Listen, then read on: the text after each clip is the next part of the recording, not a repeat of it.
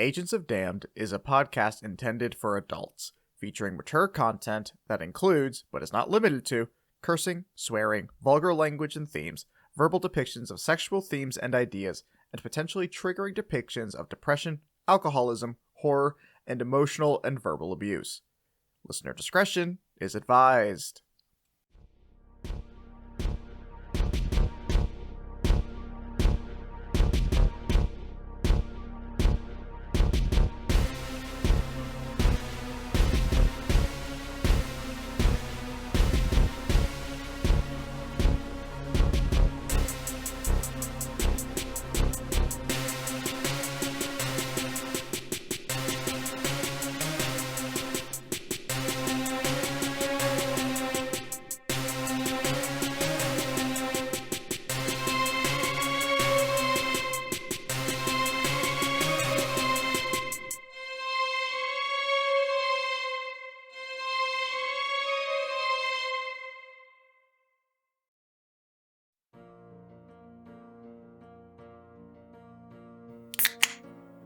Hello, everyone, and welcome to Agents of Damned, Age of Despair, our Let's Play D&D podcast featuring myself, your sometimes benevolent, often malevolent dungeon master, Jordan Roman.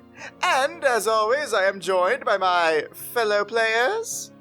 Hi guys, I'm Katie, and I play Saithe. Hey everyone, I'm Christina, and I play Wintera. And I'm Drew McLean, and by Bahamut's quaint villa where you can hardly even notice the dust. Ooh. I play the good Dr. Arlo Aegon. And, as heavily implied by our little cliffhanger last week, we are joined by a very special returning guest. TV's Adam West. Yeah, TV's Adam West. Hey, I'm TV's Adam West, and I'll be playing Jasper.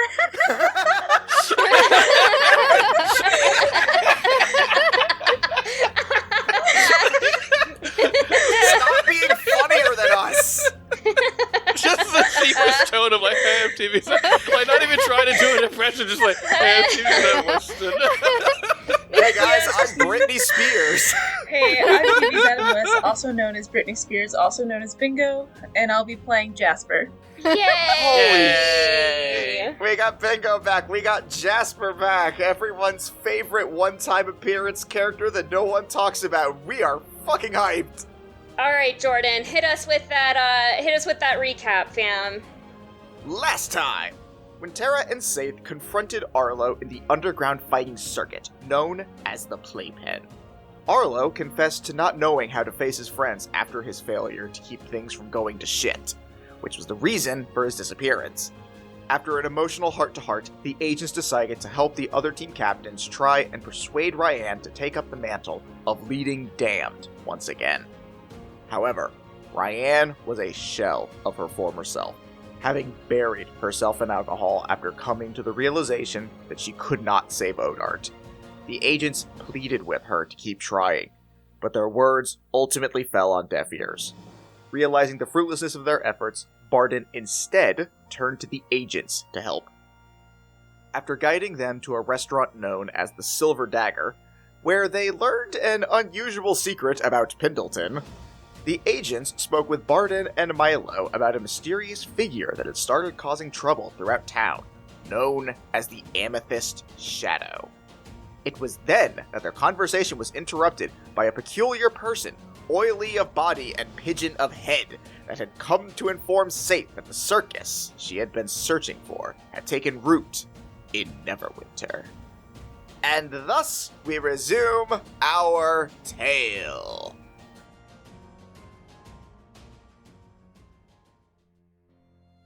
Cool. So I have this little list here of things that Saithe could have done in reaction to this, and she rolled a 20. Ooh, your own reaction table. My own reaction table. Of course you did! And she rolled a 20. And, so Saithe is gonna take a deep breath, just... Barden, I'm sorry, but the, Amethyst Shadow, it's gonna have to wait. This circus, It's the one that took my friend. It's the one that took the only family that I had and made me this smile. Alright, Varus. She pulls out her rapier. She's looking at the beautiful glowing black blade. So glorious and perfect and lovely and handsome. Looks like I get to turn my anger on the actual being that deserves it, old friend. Oh, I am all kinds of down for this revenge plot. Hell yes. No, not revenge. Don't tell me how to live my life. Okay, revenge. Life. Damn Yeah, straight. no, it's revenge. Okay. So Arlo lays over like, Saithe, I do need to remind you are talking to yourself again. And we're all I was deeply concerned. And in public, as you all notice now that a lot of staff is looking at you guys, especially since you just pulled out a sword. not what it's a black blade. It's very cool. I'm just showing it off. Is Seven looking at her with like just like those quivering anime eyes? Wait, of, why like, is Seven there? Oh. Seven's off at just some distant table looking off, like, he looks up from his notebook where he was writing more brooding poetry. He's like, oh man, I didn't know these guys came here. Holy shit, that's such a cool sword. So deep and black and beautiful. Wintera is kind of observing the pigeon man that has walked up and spoken to Saithe, as though everyone else is regarding this as normal, and I'd like to roll to see if Wintera sees anything off about Jasper, not aside from the oiliness of Jasper's-ness. What specifically do you want to know, if not the oiliness? Is it the pigeon head thing? I can tell you, no matter what you're rolling, the DC is hella low. I just want to see if for any reason she might pick up that Jasper is a vampire. Go ahead and roll investigation since you are actively looking. Okay. The one thing she's really bad at it. It's a low DC. It's a 9, so she probably still didn't get it. I said low. I Oh, meant that low. very. Yeah, no, you look up and you're like, this feels weird. The oily boggy looks kind of pale. There's just something, like, almost spectrally alluring in a way that shouldn't affect me, but somehow kind of, like... Also, do pigeons have, like, fangs? So we were talking about this. I think that Jasper. Okay, so this is my concern. So either Jasper pecks. Yeah, describe Jasper's pigeon teeth, please. Please. Okay, so my thought is that Jasper has one fang at the very front of his mouth, or No. No. he pecks at people's jugulars until he gets the blood. It's just like you're grabbed by a pigeon man, and then like you know how pigeons peck at grown-ups? I think he pecks like that until he like reaches blood. Here is what I will say, because I like this. It's both, where you have the one long fang, and you just think it's part of your beak, and you don't realize you're a vampire. I do think that's very important. No. Oh, I love that so much. Oh, my god. You have these rules you need to abide by that you just think are good manners. So Saithe is gonna approach Jasper and like hold out her hand in camaraderie. Like she's happy to see him. I hope you're here to join us. Jasper's gonna pull out a potion and say, "What's up, kid?" and then act like he's gonna take your hand, and then actually slick back his feathers with his oil. Oh my god.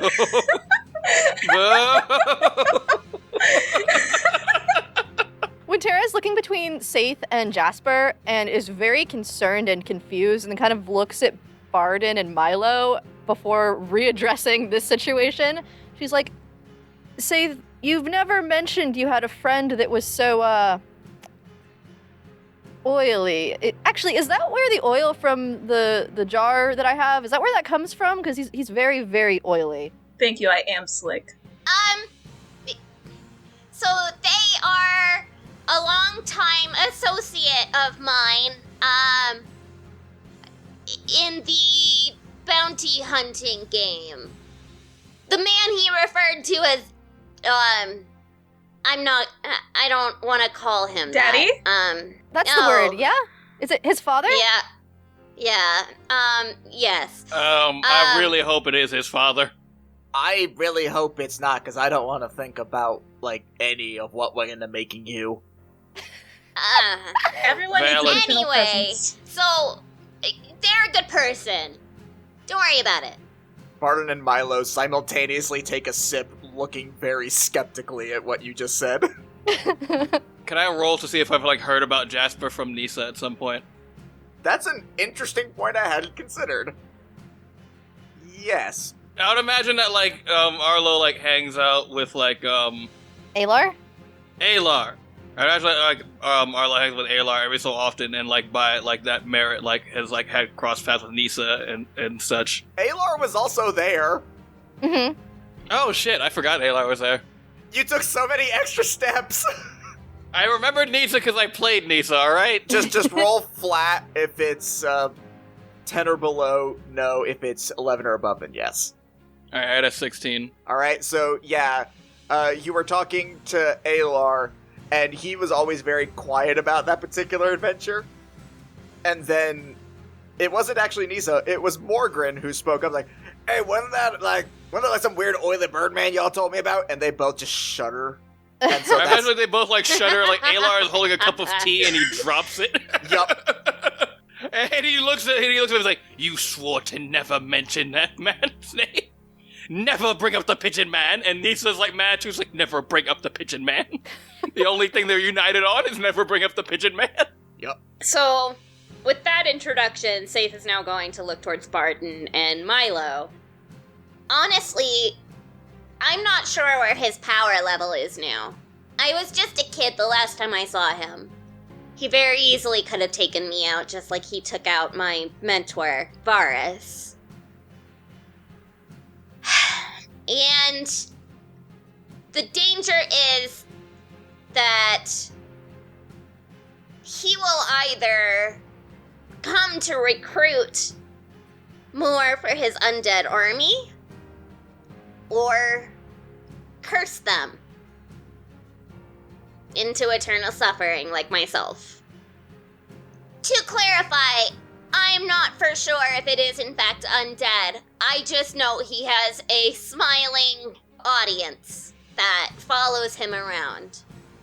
Arlo puts a hand on Say's shoulder. Says, "Look, I know I've been gone, and I know I haven't been the best friend, but I know how important this is to you. So I want to, I don't know, I guess I want to assure you, you know how good I am with strategy. And of course, you know how good I am at absolutely fucking people's shit backwards. We are going to kill this ringmaster so hard that he will reincarnate as a corpse. If he's not one already. Is that how reincarnation works? Technically, it would be considered necromancy. I'm gonna smack her in the back of the head. Shut up. We're having a moment. Barton gets up like he's gonna start some shit, but then Milo puts a hand out. No, just, it's fine. So, I know that you look at yourself as just a town guard, but you've been more than that to us, and you've been pivotal to us I'm the captain of the town guard, but okay. No need to just listen, you've been hard on yourself. No, you... Damn it. You make things very difficult sometimes. I would very much like for you to join in as well. I mean, I would certainly like to, but I can't guarantee. Again, this amethyst shadow thing is kind of... And as he's saying that, he sort of stops mid-sentence and then looks off to the side and then puts a finger up to his ear and says, "Captain Stillsnow, go ahead." Can Jasper just say that they really think that we should go to the circus soon and that we're going to lose our seats? And cotton candy will probably be sold out, and he's just really stressed out about it. So Jasper has no idea the context of the circus. I don't think Jasper knows where he is. His patron sent him off. It was like, "You're getting to go to the circus," and Jasper's like, "Yay, the circus!" Jasper's also like, "Man, I'm really hungry. I kind of want popcorn, but maybe something meatier or saltier." A lot of floor popcorn. Yeah. Wait, so when Tara hears that Jasper says that he's hungry and she walks over, she's like, "Do you want some jerky? I always have jerky." Yeah, do you have anything that's a little bit more raw? Hang on. And she kind of Roll shuffles to through have her knees. pockets. Roll to have knees on deck. That is maybe, out of context, the most wild thing I think anyone could ever say. Can I? Sure, we'll get back to Barden eventually. 17? He's just listening right now. Unless I'm adding anything. To everyone's dismay and horror, you reach into a side pouch and pull out some nice, wet, freshly dripping knees that no one will question. No, not a side pouch. I need to clarify. She just pulls it out of her cargo shorts. I have knees. Do you like knees? I don't know if pigeons like knees. Oh, I love knees. Can I say thank you and take it? And then can I put it on the ground and then peck at it? Am I supposed to say no? There's not a roll for this. You just do that. could stop this at any time, Jordan. When Tara's both horrified and so intrigued, she's like, usually pigeons just like corn and other non-meat things. You're very weird. Is it because of the teeth? Jasper's gonna look up at her and say, I don't have teeth, I have a beak. And then go back to pecking. If anyone looks over at Milo and Barton at this point, you will notice an unusually high number of mugs since the last time you guys looked over at them. Like copious amounts, as if that is what is necessary to get through this. Arlo reaches for one of the mugs and is like, give me one of these. They're empty by your own. He puts a finger up to his ear and says, Captain Still Snow. What? What are you talking about? That... The entire docks district? Circuses don't just show up out of nowhere? That's insane! He then looks over to Jasper's like, yeah, no, I'll be over there in just a moment. Don't let anyone in without my authorization. Don't let any of the guards go in, Barton. He, taps his ears like, I said without my authorization. That means no one. Hey, Not an amateur, okay? It's cool. fair enough. Why you gotta question me on all this stuff? Milo puts a hand on him again and he calms down. So Barton and Milo get us like, alright, we'll go see what this is about. If you guys need to do anything to prepare for this, since it feels like you guys are the ones who are the most knowledgeable about this, then you may go ahead and do so. Just meet us over at the entrance to the docks district, okay? Okay. Wait, what exactly is this amethyst archer doing in town in case we run into them? They've just been attacking random people. Fortunately, there have been no fatalities, but the last thing we need are more injured people amidst everything else going on. Agreed. No, absolutely. You go take care of that. I mean, apparently we gotta go take care of this circus thing, but... Why not both?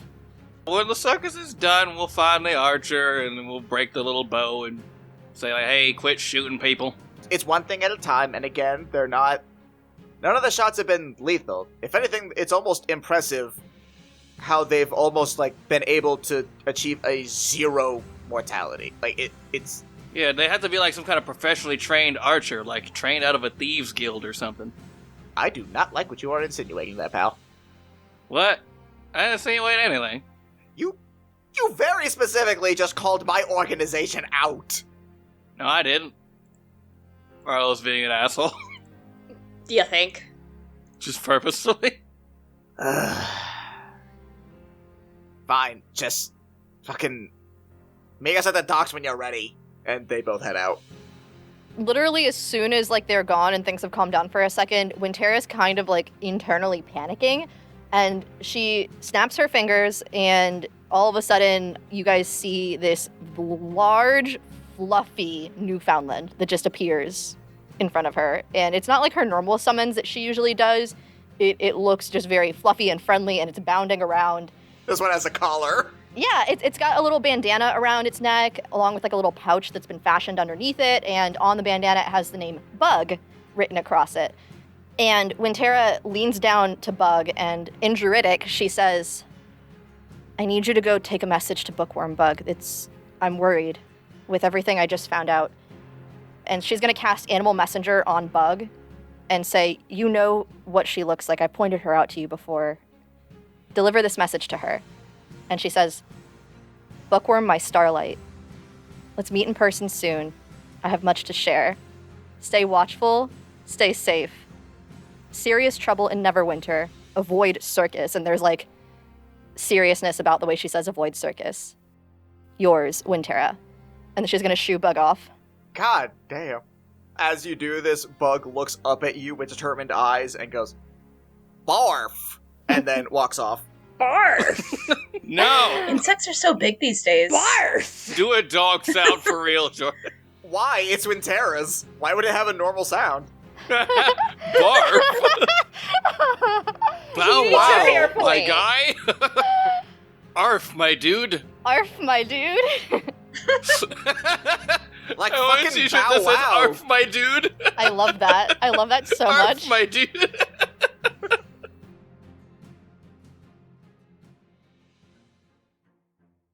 Yeah, as they explained, you guys have a little bit of time to head over to any of the shops or anything else that you guys might want to do to prepare for this little circus investigation.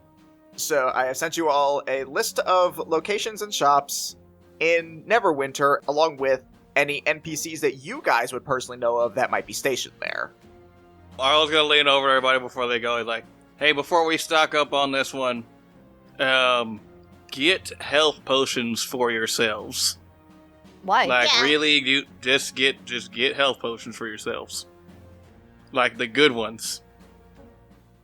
Don't cheap out on it. You're gonna need them. Arlo, I can just heal stuff too. I mean, are you worried about how And much you what can if heal? you're injured? Yeah, there's you. Yeah, you can help too. That is no longer within the scope of my ability. What? What are you saying? I'm just get some health potions. Arlo? What did you do? So there are certain oaths you take as a cleric of a path, and one of them is that if you wish to leave that path, you need only destroy your holy symbol. And I got mad and punched my Bahamut shield a bunch. So I'm not a cleric anymore. And I don't really intend on going back. I'm kind of more on a I'm gonna do this myself type of a kick. So maybe get some health potions. Hey, I don't mean to interrupt this amazing moment here, but I just need to clarify one thing that I was unaware of. Do you mean Arlo has destroyed his shield and no longer has a shield? He does no longer have a shield. Yeah, my cousin had cleric once. It was really rough for everyone. But, Like they wait. You mean they had cleric as in they ate a cleric? no. Like, they had cleric, they got it from this girl at a party. But it's okay, you can take medicine for it, you'll be fine. Arlo looks at you guys and is like, are we 100% sure we need this guy? Also, I don't have any money, can I borrow some? Say this one is following us. Arlo has walked away. I would like to point out that at no point during character creation did Bingo ever ask me, hey, do I have money? I would like to point this one out. This was just never discussed. Bingo decided Jasper is broke. That was their decision. I do have my handmade oil of slipperiness, though, so if anyone needs that. And some leftover corn chips. When Tara looks at Saithe, is like, you're babysitting this one. I have too much to do before we go do the seal circus issue that we're helping, because there's a lot I need to go wrap up before I meet back with you guys. Saithe has a very blank stare right now, but she just kind of nods at you. Wait, before Arlo goes, he takes out, like, you know, what, like, he still has his little prescription pad, and writes out, like, a little thing on a piece of paper, and then, like, sticks it to Jasper's, chest, before, just using the natural oil that he secretes, and like, just make sure things don't get mixed up. Alright, I'll catch up with you guys before we head into the circus. And the little piece of paper says, if lost, please return to Saithe. The oils immediately seep into the paper, and it quickly becomes illegible as the ink smears. Ew. Good lord. This is an upsettingly wet bird. Oh god. Jasper's gonna use it to dab, his chest or whatever, and then throw it out. Your chest is somehow more oily than before you dabbed it. When Wintera sees Saithe kind of nod absentmindedly after she says she's going to meet back up with them, she kind of puts her hand on Saithe's shoulder and is like, are you going to be okay if we separate and come back together? I know that's a lot of information to have just gotten for you. I'm okay. Don't worry. You go handle what you need to. She's kind of looking at her like she doesn't believe her. Are you sure? It's okay, she rolled a 19. She's okay for right now. 19 is the okay number. 19's an okay number. It's okay number. Wintera slowly nods, says, I will catch up with all of you, and we'll pick up potions while I'm away, she says to Arlo, kind of squinting at you. I think Arlo already left. Arlo walked off. She turns as though she was going to say that, and then she's like, oh, he's already gone. Unsurprising. All right. Okay, so all of you guys, we'll just say roll initiative Okay. to decide who we visit, like who we follow first. I got an 11. I got a 14. I got a 19. Does Jasper just tag along with Saithe? Is that just an assumed initiative? I got an 11, otherwise. Oh no! Jasper, are you following Saithe? Yeah, but also flexing. Then you and Saithe will... I love how those two are separate things. Like, they cannot be together in any way. Like, those must be separate activities. Jasper's like following around. Is like, wait, hold on a second. That's why the initiative's so low.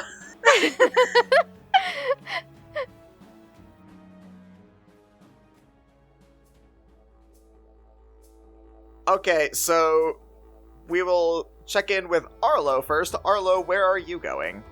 Wherever potions are sold. That would be at the Merchants Guild. So you go to the Guild Hall district, and you go over to one that actually, quite ironically, happens to have the banner of a bottle of a potion. And as you walk in, you hear the infuriatingly ever-familiar greeting of, "Hello!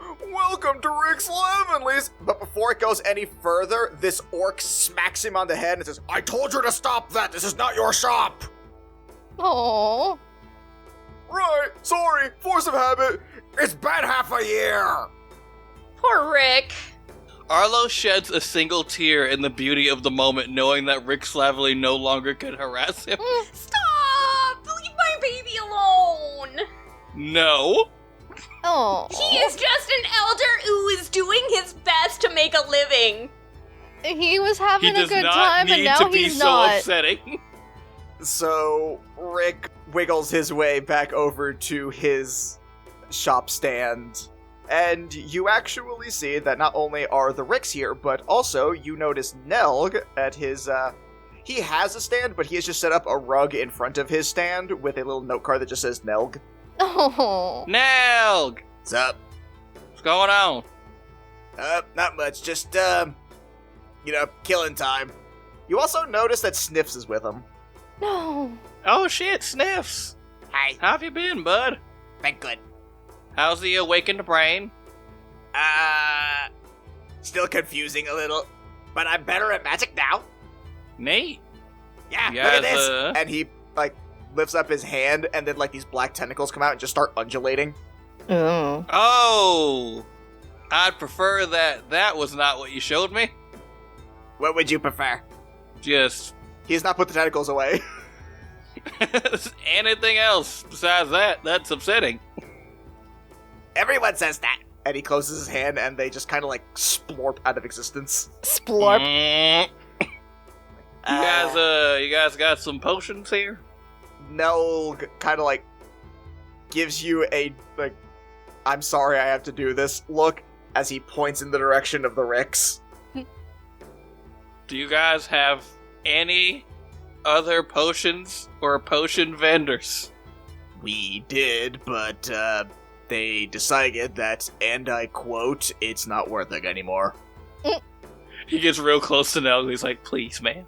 Just come on. Look, dude, I had to work with him before we came here, and I was thinking maybe this would be my chance to get out of it, and I'm still in the same place as him. So trust me, I get it, dude. I really do. He is your only chance. No one else is selling potions. What about the orc who was in charge of the shop? He sells, like, just the generic stuff. Like, he's your rope guy. Like, he mans the general store as well as, like, just the guild. Oh, okay. Arlo just, like, cautiously makes his way over to Rick, and he's like, "Hello, Rick? How's it? Oh, okay, that's already starting. How you been?" I've been absolutely horrible! Oh. He is smiling ear to ear. Yeah, that about tracks. Like, his facial expression is exactly how you remember it. Rick, I know the whole, like, I don't know if that's on the DL, but I know, like, your facial expression thing is just kind of a default state, but usually sad It's is, not. like, Oh, that's worse somehow? I just think life's better with a smile. I know someone who would disagree with you very strongly, but I did want to get, some potions. We're on mission, and I guess I'm back, I would say. Didn't know you left. Insulting, but fair. Well, you never come to visit me. Yeah.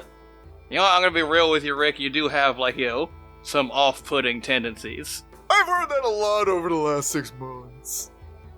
But I don't know. Maybe I'm too hard on you. You are trying, at least, trying your best. He is just staring at you. Okay. Thought we were gonna have, like, a little thing there. Alright, anyway, potions. You got them? Of course! How much are your best healing potions? Well, so here's the thing. Times are hard. And so, my stock is a little limited. I only have up to greater healing potions, which are 500 gold apiece. Oh, wow, that's a lot. Yeah, there's kind of a high demand,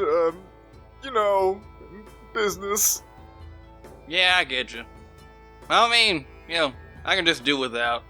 I mean, if I die, you can probably, like, find my body and then make a little puppet and then just, like, pretend I'm still around. What a great idea! Alright, well, I guess peace out. What the fuck? I'm sorry, do you think that was gonna work? A little bit, yeah. He's a slime, he doesn't have a I concept. was gonna be like, I'm so lonely, please don't die. You have forgotten what Rick Slavenly is about, but dude. Alright, fair enough. I don't buy anything. I'm not buying $500 potions. Cool. I mean, there's still, like, standard for 100. Yeah, alright, I'll, how much those heal again? 10. Alright, I'm gonna get 3 of those. You turn around, and you notice he has somehow, like, stretched his neck to be, like, almost kind of following you a little bit. And then he gives you the, 3, like, he was following you a little too closely, but he does give you your 3 potions. Alright, thanks, Rick. Come again! I guess I will have to. That's what everyone says! You should probably take that as a note to change your demeanor. Bye! You know deep in your heart, he will not.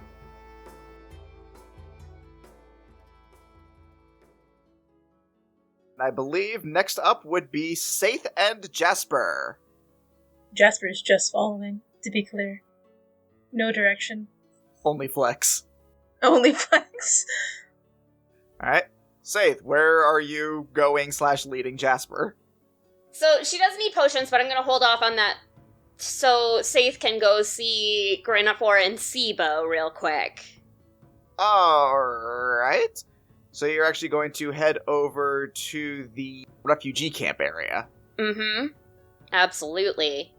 Oh shit, wait, is Oliver there too? Like, do I see the little one?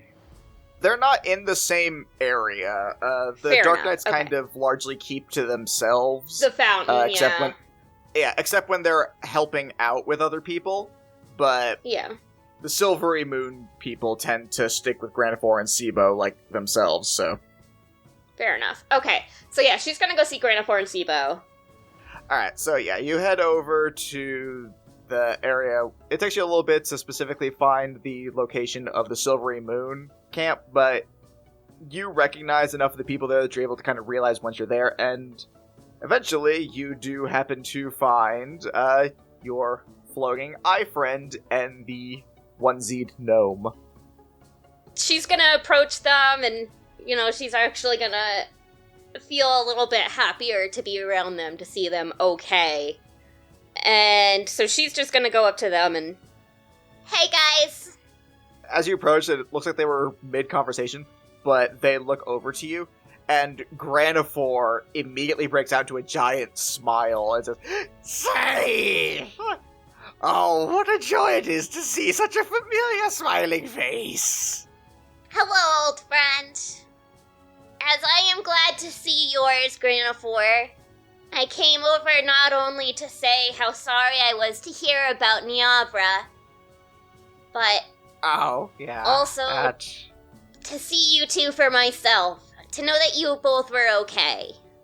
No, we are alive and well and helping to ensure that he looks around at everyone. He doesn't, like, rotate his head. His eye stalks just kind of, like, look off in various directions. He's like, I suppose citizens is not necessarily accurate anymore. The refugees of Silvery Moon are well taken care of, and their spirits are as high as can be, all things considered. I'm glad to hear that. The bees have been a problem, though. We need to talk to Ulrich about that. He just needs to build a hive. Like, we get it, he needs his thing, but, like, it's inconveniencing other people. Some people have allergies, you know.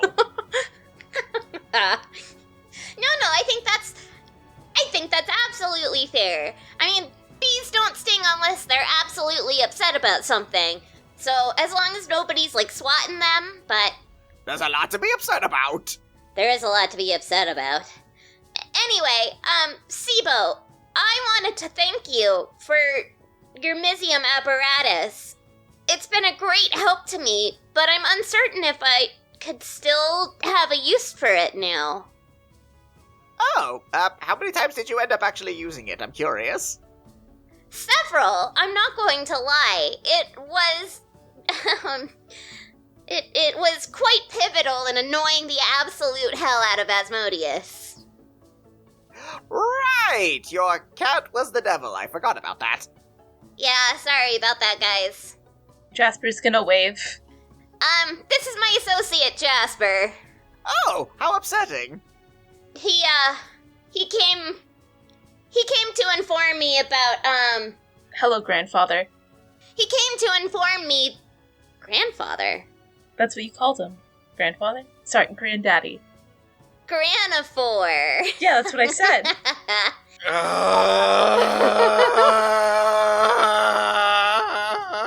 You know, I'm actually not opposed to it. That's the granddaddy reaction. I could call you grandfather. You're basically like a grandfather to me. No, granddaddy. I like the ring of it better. You know, grandfather is what I called my actual grandfather, and I didn't really like him very much, but I like you, so alright, I'll call you granddaddy if you want me to. Actually, yeah, that does feel kind of weird. You know what? Granifor is good. That's what I thought. I love a family reunion. So, it really was quite pivotal in annoying the hell out of Asmodeus. It was a lot of fun, and I really enjoyed being able to use spells. Enough so that I told Asmodeus to fuck off and got a different deity instead. Oh, wow. I'm surprised you're still alive. Me too! I'm just very lucky. That sounds like an incredibly reckless and stupid idea, honestly. It was worth it. Well, you're still alive, so clearly. Congratulations. Yeah, so speaking of, I'm not sure how much that's gonna last, so I wanted to make sure I could return this to you. Oh, well, thank you. Gives me something to tinker with, at least. Most of the other things I was working on were kind of lost when we had to abandon the city. Exactly. And hey, if you're able to make it, more fun, or make my spells more powerful, or give me more spell slots, or, whatever, I'll take it back. I'll see what I can do. I make no promises. No, absolutely not. That's fair. As long as you just have fun with it. Have fun with it. Even if you make another invention that you wanted, me to test out, I'm here for it. Because that thing was fun. Fucking fun. Well, it's good to know that my inventions have been able to help out and put us. And he stops what he's saying as he realizes that it may not be the best choice of words. I'm glad it helped.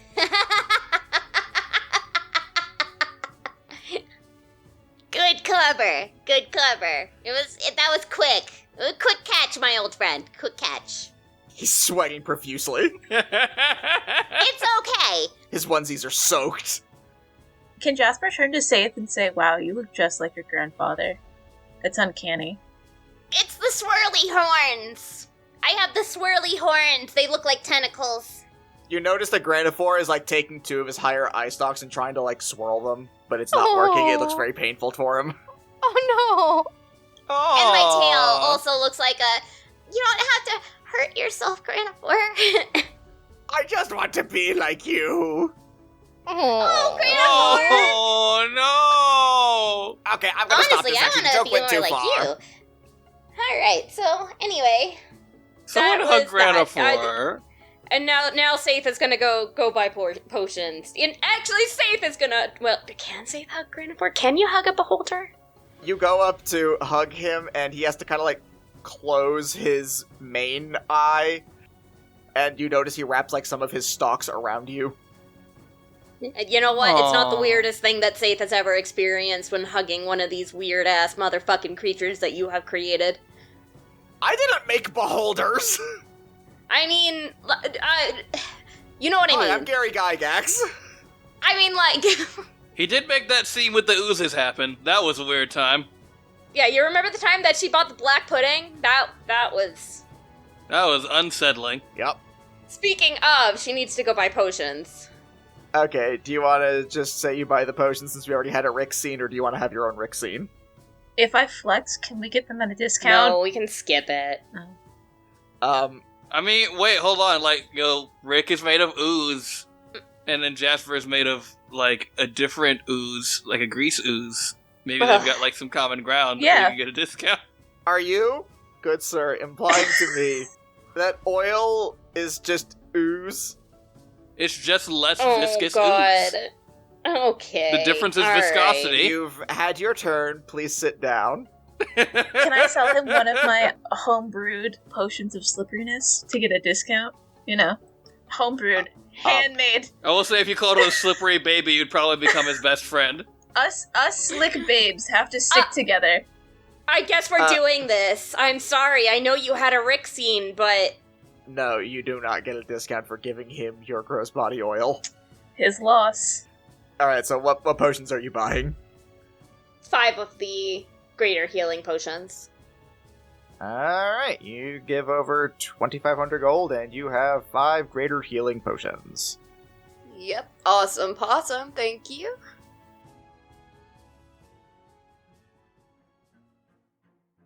I guess it is now Wintera's turn. Sweet. Okay, so I have a question for you really quick. This thing on the list of choices you gave us that says Guild of Gains, it says spend 1 day. Does that not count then, since it's not a full day already? I mean, if you just want to go into the, you guys don't have to, immediately go into the circus when you go there. You guys are just going to, investigate what's going on there. Mhm. So if you guys decide you do need more prep beforehand, you can do that. But if you just want to go check out the Guild of Gains, you are free to do so. No, I think that's something she will do if they do more prep ahead of time, but Wintera's going to head in the direction and stay far enough back that she has no chance of running into Arlo right now of the potion shop. And she's also just going to kind of check that area out and also be alert while she's walking there and seeing if there's anything weird she picks up on as far as this amethyst archer. Okay. Yeah, you make your way over there. You don't notice any strange activity on the way over there. And you do eventually make your way over to the guild hall area and the Merchants Guild. As you go in, you see the same thing that Arlo did. You see the Ricks over. It looks like Rick was about to do his thing, but then the orc kind of like side-eyes him and he just sits down. And then you also see Nelk and Sniffs and a few other just like irrelevant shops. Regarding the three that are actually important, she gets really excited and her ears perk up and she's like, "Guys, I'm so glad to see you. I know it's been a while." Of them, Sniffs is the first one to respond as he runs over like, "Turkey friend! Jerky friend! And they kind of elbow. Yep. Wintera offers some jerky, of course. Please tell me they have a whole, like, elaborate secret handshake. Of course. Which they do perfectly. It ends in, like, tossing jerky. It is the best thing ever. She's like, "I'm very glad to see you've been managing." Yeah. Just, working on magic. Yeah. How has adjusting to the city been for you?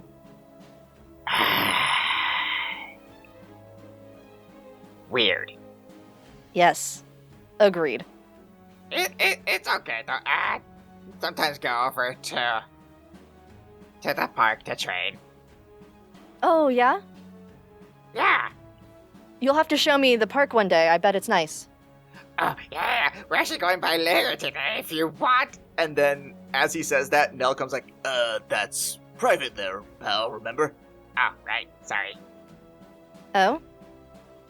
No, can't say. No, great. Can't say. She's eyeing Nog. I have news for you, too, actually. Okay. My family is here. Oh shit, Erwin's here? Oh, and the rest of your family too? Yes, Erwin is here. I thought you would be glad to know. Yeah, no, shit, like when I heard Silvery Moon got attacked, I got, pretty bummed, but it's good to know that they're fine. You have to catch up with them. How many people are gonna come to, like, they hear, like, "Hey, do you know that Nelg's shop is here?" And they're gonna be like, "Nelg? We haven't seen him in forever." He's gonna have, like, so much business. Yeah, because that's what people like during the apocalypse, tattoos. Look. I mean, have you seen any apocalypse movie ever? Like, people got mad tattoos. Seriously. When he says the word fine, she kind of looks to the side. She's like, yes, many of them are fine. Okay, that was very clearly noticeable, and I'm not stupid, so something's not fine. She sort of like gestures because she doesn't want to say it too loudly in front of everyone in the shop. And she's like, everyone made it out except for Niavra. His eyes go wide for a brief second before going back to his usual look. Like, Yeah. Well, I suppose given everything that's to be expected, that wouldn't be a full clean sweep out. Yeah. So, I don't know how close you are with her, but... I mean, she was one of the people that welcomed me in when I first showed up. So, you know how people tend to react to my kind. Not exactly. You only hated me at first. Well, yes, but that was because the only others of your kind I had met before were evil, but To not which exactly... he, extends his hand like, you see. Okay, I get it. I'm sorry. I understand, but I don't. But I understand what you mean. Ask Saithe about it. She'll be able to tell you. Yes. Well, she kind of eyes Rick and she says, Rick is still selling potions? Basically the only one that is. Okay, not basically, literally the only one that is. Because of resources in the town or otherwise? Little column A, little column B. Oh, okay. It's difficult to get potions made the, He paused for a second, then air quotes, natural way. So because of his method, he's kind of the only person that's able to get a reliable chain in. Anyone else that can, it all basically goes to the city guard. Fair. Okay. And That makes sense. You'd think the city guard would try and monopolize on that, but they found out how he does it, and they decided, you know what, maybe death ain't that bad. I really can't blame them. You know, it's not that bad. It's pretty bad. It's not that bad, Nelg. It's once you get past it, it's fine. He grabs you by the shoulder and says, has he not said, ooze babies, around you before? Because that sullies any enjoyment you could potentially get from the healing benefits. Yes, the phrase ooze babies is a little strange, God, but... don't say it so normally. From the background you hear, is someone talking about my ooze babies? Imagine everyone in a mile radius, like, shudders. There's like I love a him. mother holding her baby, and she just goes, and the baby, like, shivers, like, just like, Yep. Maybe it's because I think of eating lots of previously living things, so it's not that weird to me. The ooze babies would be involved in the potion making. I don't know. Well, yeah, I'm glad you can stomach that. She sort of just laughs at Nelg and is like, well, I do have business. I just wanted to make sure, since I saw you, that you knew Erwin was around. Yeah, no, I'll probably be, hanging out with him later tonight. After the secret park? Yeah, no, after that, yeah, no, it's just, She is sort of prodding him at the secret park like she couldn't just follow them and find the secret park. look, I'm not asking for me, because I truly don't care. But we are meeting with someone else for that wants to remain anonymous, so if you could just let that sleeping dog lie, that'd be greatly appreciated. Oh. Okay. We've been doing our own thing to help out, so just... But that person... I don't personally understand the big deal, but they're making a big deal out of it, so... Okay. I will forget I heard anything. Appreciate that. She nods, and then she's gonna turn to Rick and be like, Rick, I'm glad to see you too. Hello, Tara! You are faring okay? No! Oh! That's fair. Not many of us are, but No! I am glad you are still here. Me too! Have things, and she's just kind of eyeing around Rick. Is he currently in Oobleck form or in his non-Oobleck form? No, he is, currently in his usual, like, humanoid pinstripe form. Ah, okay. She's like, have things been adjustable, at least for you and little Rick? Yeah, well, I mean... We're here! We get business! Yes, well, that's good. Seems like a lot of us are staying busy, and it's kind of all we can really do. Yep! You are still selling potions, I hear? Oh, absolutely! I basically have a monopoly. She's mouthing the word monopoly. Don't worry about it. Okay. Monopoly. It's an unimportant word with zero consequences to it. Imagine when Tara trying to, like, say it, she's like, Monopoly. Monopoly.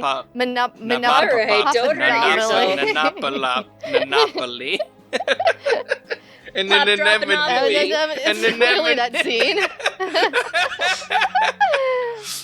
So what can I get for you? It seems I might need more healing potions around, especially with everything going on in the town, than just druid magic can handle. Oh, do you happen to have 2 of the common potions of healing? Oh, I can make as many of those as I need. Well, I understand you can make them. I just did not know if you had them currently. Oh, presently! Oh! Yes. Okay. Yeah, I do. Okay. I would like 2, please. Okay. And he pulls them out of his, pants pockets. Pockets are very good for keeping things. I agree. Oh, that's what they're called. Okay. Did you not know the word for pocket? Well, I know what they are for pants. No. Help! No. When Tara just looks confused, she does not understand what he just said. Don't worry about it. It's not important.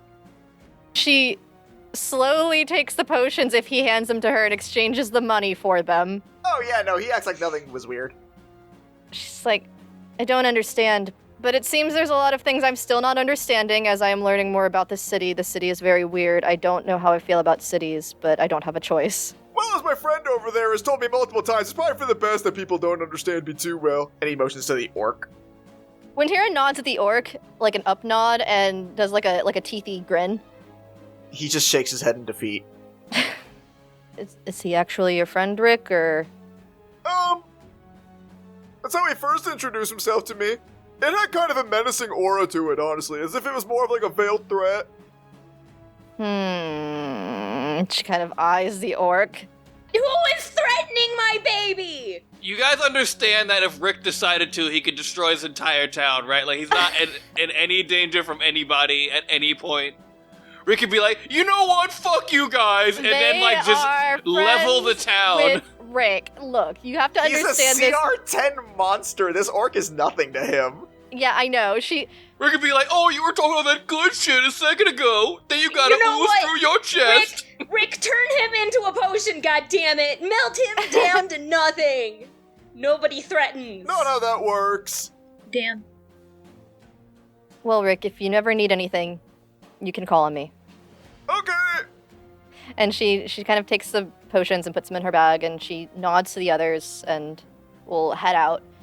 She is keeping a mental ear out in a way for Bug in case Bug returns within 100 feet of her, since they can telepathically communicate at that point. But while she is also doing that and just kind of walking off to go find Saithe, she is going to prod Pendleton a little bit. Yes. Nice. Like, she's walking and having this mental conversation. Like, it is all in her head unless I say otherwise. Oh, we're doing this right the fuck now. She's like, so Pendleton, I kind of had figured the gnome thing from the whole forest event. I started putting those pieces together a while back, but was everything else a lie too? There is a long pause. And then, eventually, I imagine you, momentarily stop to, try and figure out what's up with him. Mm-hmm. And then out of the corner of your eye, on top of a barrel, you see the spectral visage of that very same gnome. What? No. Well, part of it. Look, I'm sorry I lied. I really am. But I wasn't exactly trustworthy before. What do you mean? Has Milo told you anything about what the Thieves Guild was like before he was in charge? Not much. We were acquainted very quickly the first time we met. He has only mentioned his mentor a couple of times and has seemed to speak highly of you all of those times. Roll me real quick a history check. Okay. Yeah, this is in and out of character when Tara does not remember. That was a solid 2. Jesus Christ. Alright. Well, so much for that. Yikes. Mm-hmm. Well, honestly, I was in charge of things before the bureaucracy took over, back when it was just a collection of ragtag cutthroats and backstabbers all looking just to line their coin purses with as much gold as they could swindle. And I was the best at it. Had a fun knack for being able to imitate people. Hence the voice that you knew before of the great hero Pendleton. It's one of my favorite characters to play, honestly. So Pendleton's not your current name either. No, it is. The hero normally went by a different name, but I figured as long as I didn't reveal myself, you'd never know. I mean, what were the odds that some random person would know about me? But I was a coward. Still am. I came up with this rule of no matter what, always save your own skin. Like, if you have to leave your friends to die, you do that. So that's what a thief does. They watch out for themselves. I'll say now you recognize that from your confrontation with Elima. Yeah, she says, that sounds weirdly familiar. Yeah, that's what I tried to teach Milo and everyone else, but Milo was always a better person than I was. He thought I meant that like a way of keeping the guild alive, as opposed to the admittedly extremely selfish thing that it really was. I think some people might have still taken that to heart. Did you know someone named Elima? Not ringing a bell. She must have come along after you, I guess. She was... Truth be told, I couldn't tell you anyone from the guild's name during my time other than Milo. I didn't give a shit about any of them. They were all just pieces for me to use. Means to an end to become the wealthiest man in the world. The problem is, when you surround yourself with cutthroats who are only interested in money, you tend to just become an obstacle.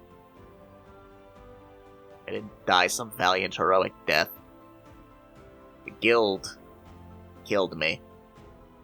They decided I was just in the way. I don't think Milo ever knew, honestly. He always viewed me as some sort of a great hero or something, which is why I didn't want him to know I was here.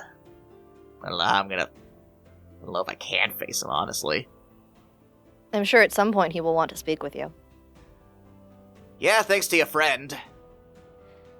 She is not subtle, and the other one, well, I haven't seen him. No, the other one. I meant the other one. Well, I can't speak for him. He hasn't been around much, so I don't know. But I do not necessarily think it is the same, since you have proven differently in death. No, I haven't. You've been around since I first found the ring, and since then have helped in many battles. I've been lying to you ever since. You've been lying, but you've still been helping. Wintera, think about this for a second. When you first put the ring on, I wasn't this. I was the hero.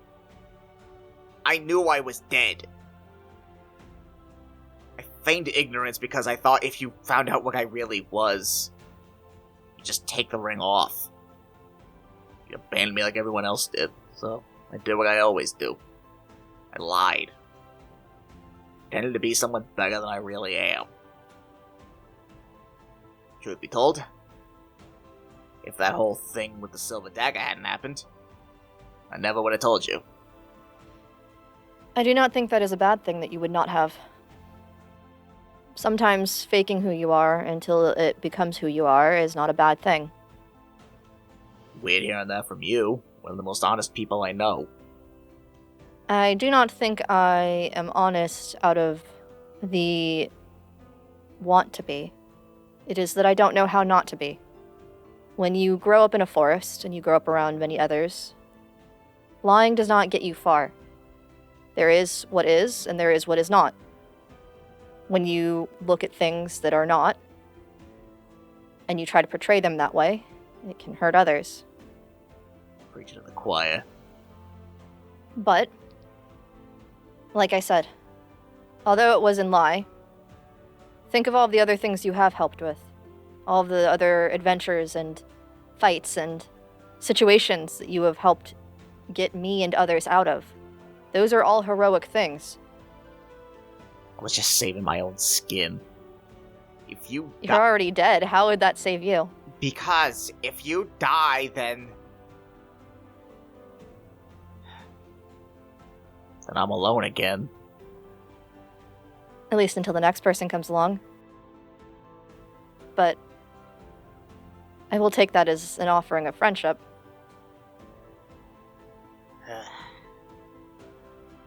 I don't know if that's the right decision on your end or not, but if there's one thing I have learned by being with you, it's that when you make a decision, you stick to it. And ain't nothing in this world gonna change you from that. So, while we're being honest about things, I think, now that you know the truth about me, I might be able to maybe help you with that little, how shall I say, blunt honesty of yours. What do you mean? You know how I'm able to sort of like overlap myself with you so that I can like give you advice on how to do things. Yes. I think if you're willing to trust me, and I fully understand if you're not, especially given everything, we may be able to switch places.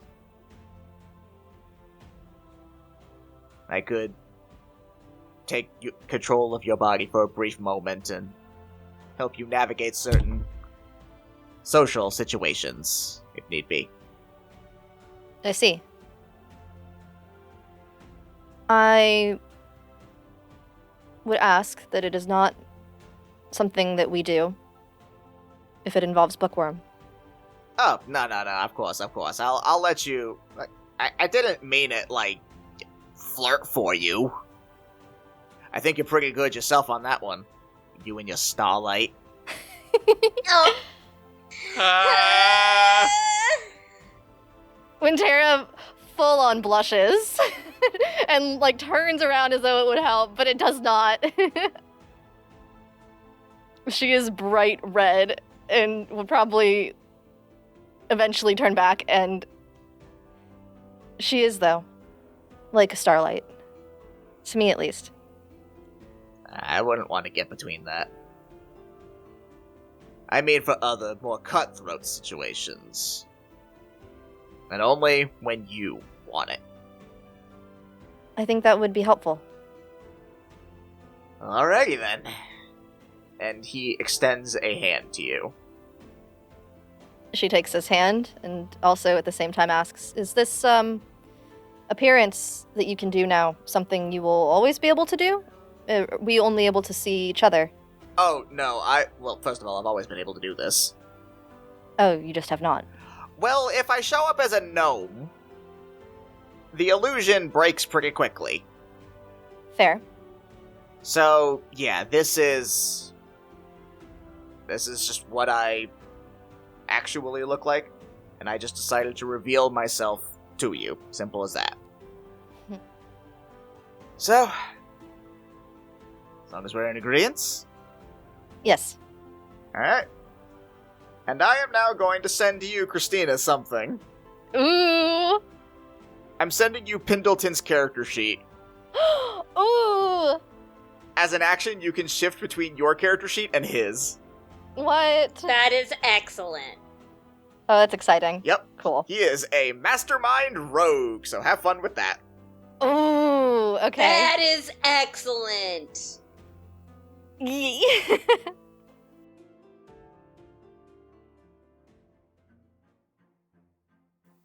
So you're gonna start making your way over to the meeting place? Yeah, she's making her way towards Saithe, and then, as I said before, kind of keeping an telepathic ear mind out for Bug. You don't get anything quite yet. It seems like it's taking him a little bit. Her. Sorry. That's fine. She just wants to make sure that nothing happens to Bug, and so if she suddenly feels Bug's disappearance gone in any way, that So the telepathic thing is just within 100 feet, but I feel as though, since it is one of her wild shapes, that if something happened to Bug, she would probably be able to feel that in some way, since it's linked to her magic. Yeah, no, you feel Bug is still fine. You just don't. Okay. Bug is not within 100 feet, and you feel like Bug is still searching. Okay. I'm running. Squirrel! I'm running. I love Bug so much. She is a I'm looking newbie. forward to this. She is a newfie. Alright, so you all make your way over to the meeting area just outside of the docks district. And as you all make your way over there, you begin to hear the faint sounds of carnival music. Okay. Alright, fucking... That's fine, Saithe. If you're fine, I'm fine. And as you make your way over there, eventually you do see what to Saithe is a very familiar sight. It is this large face-like structure that appears to be a blue-skinned man with a large mustache, who Saithe would recognize as, or what Saithe would recognize as the visage of the ringleader. And hanging over top this thing is a sign that reads, "The Desert Jester's Illustrious Nonsense and Nonsensical Illusions." Who is closest to Saithe right now? Probably Jasper. Yeah, I'm about to say my gut instinct is Jasper. Probably Jasper. Who's the next Damn. closest to Saithe right now? A No one. second more Lie oily in your Jasper. bed. Jasper's oil pile is probably closest, honestly. Pile? It's like slightly hardened grease, so you know how it gets like kind of solid in form? You can And stop. Jasper's just looking at the sign with the giant face, and he's like, God, people get so big these days. There must be something in the food. I imagine Wintera would be the next closest. Probably. The sound of the music, she's fine. The sight of the big top as they walk over the horizon, she's fine. But as soon as she sees the visage of the ringmaster, Saithe stops walking, and she's not fine. She instantly looks petrified. I mean, you guys have never seen Saithe shaken like this. She's stood up to Asmodeus face to face, and she's stood up to Malik face to face. And the sight of this blue, scaly man, Saithe wavers. She looks like she's gonna pass the fuck out. So whomever is closest needs to get to her. It's obvious, like super obvious, no rolls needed. Yeah. Okay. If Wintera is the closest, then I think Wintera would see that and immediately sidestep as far around Jasper and as quickly as possible, and then get between the visage of that and Saithe and sort of like try to physically block her and put a hand on her shoulder. And it's okay if we need to stop. No, no. I'm sorry. I'm okay. Let's do this. Do not be sorry. From what you have told, not much, but from what you have, this place has caused you much pain. We should stop whatever is going on. But you come first. If we need to stop before we do anything, it is okay.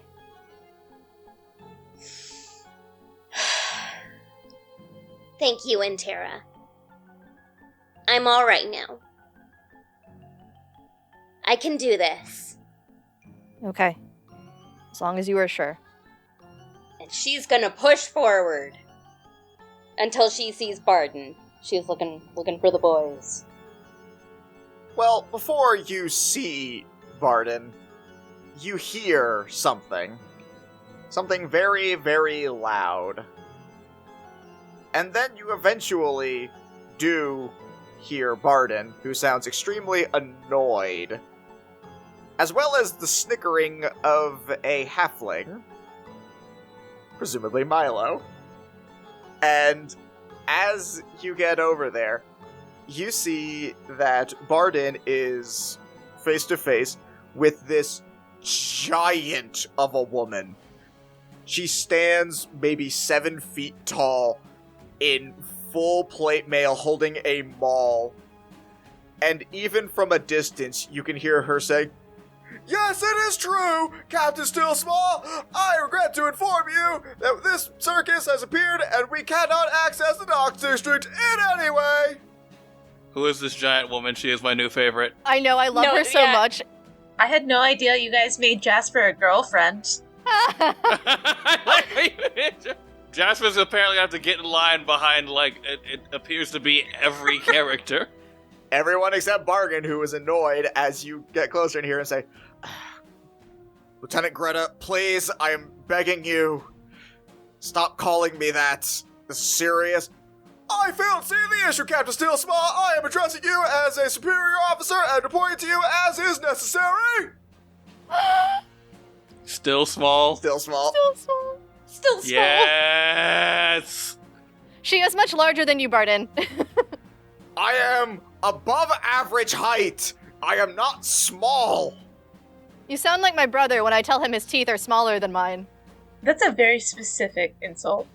Saithe is canonically 6'3". How much taller is she than Barden? You'd be maybe a couple inches. Like, I imagine he's like maybe 6 foot. Okay. Nah, you gotta make him 5'11", homie, so it hurts him in his soul. You know what? When you write, you write. 5'11". I'd say this as a man who is fully 5'10". I'm just like, fuck it, it's bullshit. Please, Lieutenant Greta, I'm begging. And you may continue to beg, tiny wet bird man. Jasper's gonna gasp. And then bow. Tiny wet bird man. Lieutenant Greta, was it? Yes, it is, small lizard boy. We're not gonna do that. We're not gonna do that, my man. I'm like, what, barely shorter than you, I think, canonically. I don't remember what I said my height was. Barden just looks at you like, she does this with everyone. I am going to steal the name Captain Still Small. Sorry, Barden. You will not. Oh, but I am, though. That is gonna happen to you. I am sorry, but I can't unhear it. I could call you Captain Small Teeth, because your teeth are smaller than mine, regardless of how tall I am at any given moment. I don't know why, but that is also insulting, so please don't. Captain Small Teeth. Captain Still Small Teeth. Why are you all so focused on this poor man? Why is there a goddess yelling in the middle of this town? Like, this is wild. This is better than the circus. I did not realize there were celestial beings here as well. We can look into this at a later point in time. I think he was talking about you, ma'am. That is incorrect. I'm human. Is she human or is she like a Goliath or some shit? No, she's human. How? She's just tall. She's just I tall love as fuck. this. No, there is no fucking 7 foot. Fuck There you. are my dreams. There are women that can get 7 feet tall. It's not There common. are in my dreams. There are in my dreams. Alright, fine. So we have Captain Still Small, Still Snow, and Jason Momoa and The Rock had a baby. There are women that are 7 feet tall in real life. They're not like every. We can talk about the height of women on the after show. So and all of our thirst for tall women. Apparently. That's fair. So, what's the situation going on here? The situation is such that this circus randomly appeared. We sent in some people ahead of the time before we were told not to do that. I apologize, Captain Still Small, but we have not heard anything from them. In fact, we are completely incapable of contacting them, which is why I decided to contact you. Oh. We recommend you hang back, hold the perimeter. Be ready to charge That is what I have in. been doing. Thank you, Tiny Dragon Man. Okay, Barden, I get you. Know what? Barden, I'm coming around 360 on this one. I think I'm on your side again. Yeah, it's endearing the first couple times, and then it just doesn't end. It was cute at first, and I was like, hey, come on, nah. Now I'm just like, alright. That's enough. The worst part is she doesn't realize it's offensive. Like, I've tried so hard, but I can't break through. It's infuriating. Are we gonna at least? Can you at least acknowledge I'm a dragon man? Lizard man is a different thing altogether. It's a little insensitive. I apologize for my initial assessment on your species. It is hard to see down there. I look dead ahead at all times. The world beneath me, I do not notice. I apologize. My perception is quite low. Barton, what is the penalty for assaulting a guard? You don't want to. Fine. Not even for legal reasons. You don't want to. Can Jasper lay down on the ground in the hope she'll step on him? God damn it! I thought we could get past this whole interaction and no one would say it. I thought we could. I thought I was like, all right, we're pretty much like, I think we've reached a safe point, and I think that like no one's gonna say it, and like we're good. We're free from that. So, Lieutenant, just so you know, you are welcome to Lady Demetresque me if you'd like. Yeah, is the lieutenant wearing like a big sundress and like a big ass sun hat and like very pale? No, and no. As I said, she's wearing armor. But underneath the armor, she wears a big ass sundress and a big sun hat. You can't tell, you don't have x-ray vision. Unfortunately, those men are very likely lost by now. That is sad. Have any people from the town gone in, or just the guards? Not to my knowledge. That was what we sent the initial guards in for. Alright, do not let anybody in, besides us, as, we're essentially going to be going in as a strike team. I would like you to establish speaking stone communication with us via Captain Barton. And, as I have just said, we cannot communicate with anyone who steps inside. We will attempt to remedy that situation. That is impressive. Arlo, Wait, you cannot communicate with them via speaking stone. Or any other way. We have tried it all. Speaking stone, letters, smoke signals, none of it worked. Magic either. I already said speaking stone. Those are I magic. meant How do you direct- think those work, ma'am? Tara has a blank face. She's just like, I don't get it. You talking to the rock, and then the rock says stuff back at you? Is that magic, or is that how this is just a special rock? It is alright, Horace. tiny hairy lady. I do not expect people of your stature to understand these things. It is not your fault. When Tara shift and dunk on this woman, she can't. please. No, but she literally can't. God damn it. Everyone, I want to take a long rest so when Tara can shift and dunk on this woman. Unless her activity counted as a short rest, she cannot. Did it? No. Damn it. so, my opinion would be that we not jump right in. I don't know what kind of creature this is, but I can tell you it killed my partner pretty quickly and took me down without a second thought. It was just the two of us back then, and there's more of us now, but From a tactical standpoint, there's no other way for us to do any kind of reconnaissance. Listen, you've got a way for us to send in something unmanned to check the place out. I mean, I don't know anyone who'd be like, sneaky enough to get in there, like, unscathed. I mean, we need someone, like, of some kind of a spectral nature. And Polly peeks out from underneath his hat and goes, "Rah!" And he goes, no. Pendleton and Varus respectively go, I don't think I can go that far away from you. And Varus like, Yeah, no, absolutely not. What about magical summons? we have not tried that. That is actually quite clever. You get a gold star. And she puts a gold star on your forehead. Oh. When Tara turns bright red. There, tiny bear girl. Arlo's need for validation is like, I want a gold star. I want a gold star. I should get a gold star. As this conversation is going on, you suddenly hear something. This something comes from Wintera. And that is such. Stranger danger, stranger danger! We got trouble, bitches! Oh, fuck. Oh, damn. Oh boy. Almost instinctively, all of you turn around, and what you see is this black, bubbling puddle. Oh no. From it, you see a hand begin to outreach. It cracks and twitches in unnatural, horrifying ways as the arm slowly reaches out before clasping down on the ground and pulling the rest of it out. And you see this blackish, horrid figure with glowing white eyes emerge from this hole and tower above all of you. And Barden looks on in horror, drawing his weapon before he shouts, "Nightwalker!" Oh, fuck. But before anything else can happen, you hear, once again, stranger danger, we got more trouble! More trouble? You've gotta be fucking kidding me!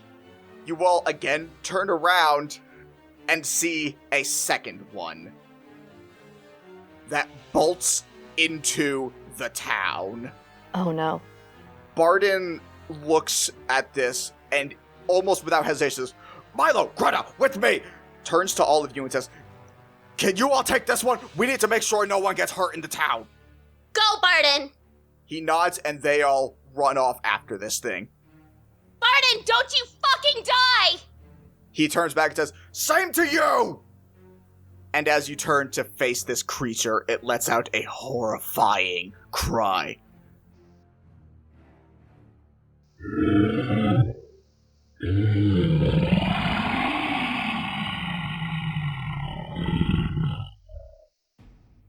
Everyone roll initiative.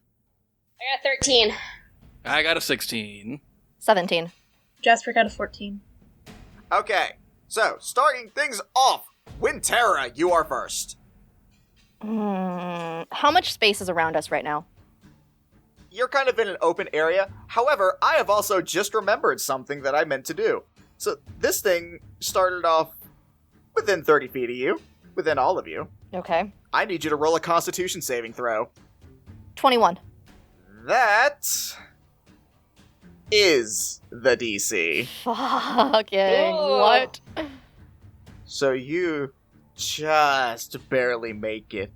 But you do feel a pull towards you. As if this thing is trying to drain you of something. Anyway, it's still your turn. Her heart is racing so fast right now, and she is literally, like, alarmingly panicked. She is going to directly assume her Shepherd of the Fae form Fair. as her action, since she can't bonus action and then go into it. So she will enter her Shepherd of the Fae form immediately. She's going to throw out her Eagle Spirit.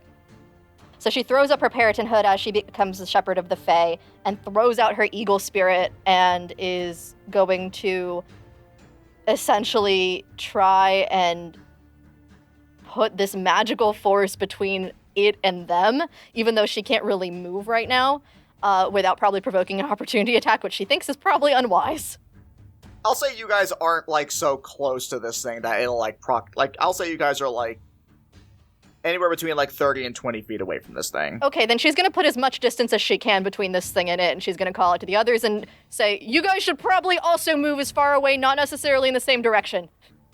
And I think that is all she can do for her turn for now. Remind me what the Eagle Spirit does? I add half of my druid level to all ranged attack rolls and dex-based skill checks and saving throws, and then on a base level for everyone else. When a creature makes an attack roll against a target in the spirit's area, I can use my reaction to grant advantage to that attack roll. In addition, you and your allies have advantage on perception checks while in the aura. Alright. Arlo, you're up. Wintera advised, like, staying away from it, like, out of melee range. She just said, I think you guys shouldn't be near it. That being said, con save, please. Well, with my +7 con save, that's only gonna be a 25. That does pass. But you do still feel this same pull. And it is a very uncomfortable feeling. Arlo feels that pull and is like, oh, well, that's probably not good. I'm gonna move outside of the 30-foot range. That's why I said get away from it. I get you, I'm on the same page. Pulls out the hammer, but also pulls out his gunchucks, holding one in either hand. What? He's wielding them both at the same time? That's pretty cool. Oh, wow. Is that possible? Yep, apparently. He has two hands. How do you do that? Shut up, everyone, shut up. I love how Jasper is so enamored by, wait, I can hold things in both hands at the same time? What? I've been using one hand at a time for my whole life. What are you, Kenpachi? For no reason? Did you know? A sword is beat more is powerful when you stronger swing it when you with use two both hands than hands. one. That is still, like, one of the best moments in that fucking show. Alright, Oh, it was fantastic. Anyway. okay, so I'm gonna pull out those gunchucks, and, for once, I'm going to make use of their ranged attacking ability. But first, a bonus action. Yes. I'm going to cast Hunter's Mark. Oh. Because, ladies and gentlemen, as a champion of the Fae, I was allowed to take the Fae-touched feat when I restructured my character. I don't have very many Very spells, but I've smart, got love. like 2 that I can use once a day, and one of them is Hunter's Mark. Very excellent. Yeah, that's real good. So, an extra d6 to all of my hits per favor. And if it tries to go anywhere, I can find it because of, like, Hunter's Mark shit. But mostly Yeah. the d6 thing. You know, the real reason anyone takes Hunter's Mark. Yep. So I'm gonna do a range attack with my gunchucks, doing a cool-ass nunchuck flourish before shooting at it. Alright. 21 to hit. That will hit. 17 plus 4, 21 damage? 21 damage. Alright, yeah, 21 damage. You twirl your gunchucks around as force blasts come out and pelt onto this thing, and it takes that damage right on. Cool, I'm gonna do it again. Do it again. That's gonna be... whatever 15 plus 8 is. I hate doing math. It hits. Yay! And that'll be 16 damage. Alright, yeah, that is 16 more damage as you continue to whirl your weapon around with these spectral blasts coming out and pelting this thing down. And it does, like, step back slightly as it takes that damage. Alright, third time. Jesus Christ, that's right. Yup. Mm-hmm. I don't have any spells, but I can hit things 3 times. I have Hooray. 0 utility in all punch. That one's gonna be a 16 to hit. That one will also hit. I was worried about that one, because it was not very good on the die. That's gonna be 18 damage. Okay. And how's the Nightwalker looking? Wow, it died. Weird. No, it does not look... Like, it looked like it was, like, stepping back from the impact, but it stands back up seemingly undeterred by your attack. Does it look like it's surging in any kind of a way? Not nearly as much as you might be. Oh, no wait, I was confused. That's what I'm doing. I'm gonna do an action surge. Fucking do it up.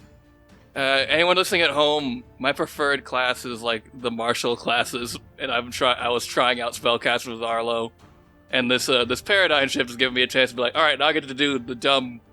I get to do the dumb. Also, in case I'm gonna anyone punch hasn't things a figured lot. it out yet, he's a fighter now.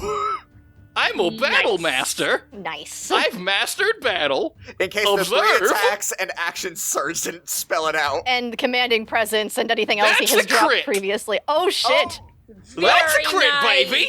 Well, Arlo's big day. Arlo's big day. So let's look at what my maximum damage would be. So that'll be So I'm going to naturally add an 8 plus 6... 14 plus 4 is 18. So I'm going to add an 18 to what I roll here. Alright. So that's 15 plus 18. That'll be 33 points of damage. Cool. I'm going to attack 2 more times. Yep. Holy shit. Oh, that one's not as good. That's 11 to hit. Oh, wow, that amazingly does not hit. That's alright, I got another shot. So, whatever 15 plus 8 is. Well, as I said last time, you said that it hits. Also 23, just to go ahead and give you that. So that's 16 damage. After pelting it with gunchuck bullets, I high-five my precious baby boy Polly, who I definitely didn't forget that I had last episode. Nope, definitely not. He comes at me, trying to... He is canonically always safe inside of the cowboy hat. He is canonically always safe inside of the cowboy hat, and if anything happens to the cowboy hat, he was in my shirt.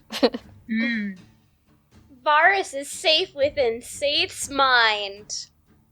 He doesn't like to come out when Arlo's having a drinking fit, which is why we didn't see him last time. Canonically, that's why. Yep. He is safe and sound and well-adjusted and fine. Yep. And I all love those him. Things. Is that going to be it for you? That is gonna be it. Cool. It is now the Nightwalker's turn. So while you did do a lot of damage, when Terra took on a rather curious form, Mm-hmm. and it considers that to be the larger threat. Great. So it is going to slowly raise a finger and point it at you. Okay. And I need you to make a wisdom saving throw. Oh, please be good dice. Is it casting Thingy of Dinky? No. Oh, okay. Nat 20 plus 7, 27. So you begin to feel this force come around you as a pillar of black necrotic energy envelops you. But because of your shepherd powers, you are able to fend it off and are fine. That passed. Is it Finger of Death? No, it's a different thing. Oh my god. I'm sick of necrotic, gross energy trying to touch me. Get away! Well, I got sour news for you there, champ. This thing has multi-attack. That's fine, but that's just what she does in response to that. So this thing is going to approach you, Wintera. I will say, Arlo, because you moved away, you're probably not going to be within range of it. However, Saithe and Jasper, you guys may get opportunity attacks. Yay! I'm gonna fire on Valid. this motherfucker, because old habits die hard! With a vengeance. Yeah, I'll use Eldritch Blast. It has to be a melee attack. Oh, it has to be. Oh, my bad. Well, yeah, Saith, you'd also have to do a melee attack. Oh, it would have to be a melee? Yeah, Yeah, I mean, if your only you roll had some still kind of cool-ass new weapon. some sort of a That is- sword of I mean, kinds yes. that yes, you've been talking maybe about you- non-fucking stop the last 3 episodes. But I crit. All right, yeah, roll that beautiful, beautiful crit damage. Okay, I will. With my beautiful, beautiful +2 rapier, I love her. Excuse me, did you just call me a her? The sword is a her. The spirit within, The sword is a me. not so much. Details. Representation and personal identity are very important, Saith. Please be respectful. That's fair. I can't argue with it. Hey, how large is the Nightwalker? I'm curious about that too. Huge. Damn it. Great. That's cool, I didn't have anything for that. Me either. I feel like one of you's being genuine, the other one isn't. He? She said I heard it as heh. 32. Jeez. Nice. Is that to hit or is that damage? Damage. That's Golly. damage. I rolled a crit. I rolled a d20 to hit. Oh, yeah. Got that nat 20 on him. You stay away from my sister, damn it! This is Arlo in the background. Yeah, fuck him up. And Jasper, what'd you get? I was trying to use Drain Life, but I only rolled a 7, so... Yeah, okay, no, you miss. Whoops! You tried. You uncomfortably, like, tongue and peck at him. Not even near, just like as it's walking, or as it's lumbering by, you just kind of like gently like peck in its direction. Just give him soft kisses as he... Oh as he god! passes. Can that cause psychic damage? No. I think everyone who sees Jasper should roll for psychic damage. I think we shouldn't. That's so funny. Alright, so with that, it is going to continue its attack, and it is now going to... The attack is called Enervating Focus, but I imagine it as like a claw. So, does a 22 hit. Unfortunately. Okay, cool. Then you are going to take 26 points of necrotic damage, Jesus. and I need you to roll a Constitution saving throw. This is magical? Nope. No. 17. Your maximum hit point value is reduced by the same amount Like, permanently or until, like, a long rest? until a long rest. Neat. Okay. Oh, So, it is now going to be Jasper's turn. Redemption arc. Jasper, be so kind as to roll me a Constitution saving throw. Yes. Does this effect count against undead? Jasper, what are you doing? I rolled a 22. No, you don't have to roll it. That was the... No, don't worry about it. She brought up a very good point that I did not consider. Oh, I'm undead. You are dead already. I keep forgetting you're a vampire. Jasper Everyone, feels quick, fine. we have to die. I'm asking. No, that's not a character. I didn't say that. Everyone, die! Welcome to die. Jasper is like, I feel like strangely alive right now. You know, like, I'm always alive, you know, but more alive. You don't feel the weird pull everyone else does, like, at all. Ah. It was like, why is everyone running? Y'all are freaking out. Okay, I want to use Eldritch Blast. Alright, go ahead and... Nice. Say the do line, them Warlock. rolls. Say the line. What's the line? Eldritch... Blast. It's a meme. It's like, say the line, Warlock. I cast Eldritch Blast. Yay! What is that at 11th level? 3 beams? Yeah, so this is my first one. I have to roll them separately. Mhm. Good golly gosh. First one is a 25. Hits. Okay, so that's 1d damage. That's 9 damage. Okay. Okay, second one. That is... Wow, that's a 25 again. That's crazy. Nice. Amazingly still hits. That's 8 damage. Okay, last one. That is an 18. That will also hit. Oh, wow. I mean, Arlo hit with a 16. That's a 1. Meaty. Okay. And since he's out of range, Jasper's just gonna dab on that and move on. That's it for you? Yeah. Alright. That brings us to Saithe. Saithe, con save, please. you got it, King. And before you say what you got, from where Wintera is standing, can she see how Saithe is doing as she makes that con save? I'm asking if it looks like Saithe might need advantage.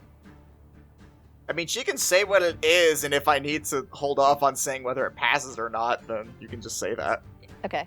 It's a dirty 20. Yeah, Wintera, like, looks over as this, like, thing's presence is creeping over Saithe. She's like, Saithe, remember, you're better than any of these things. Oh. And she's using Pendleton's help reaction to give her advantage on the saving throw. Alright, roll it again. Yeah, that was a 17. It's no better. I only have a Aw. +1 to Constitution. We tried. I finally get to do this. Oh, no. Hurt me. How'd you know?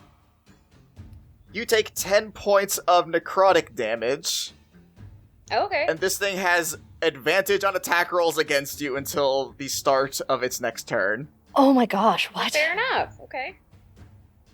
Yeah, these things are fucking vicious. Clearly. You said I took 10? Yep, 10 points of necrotic damage. Anyway, still your turn.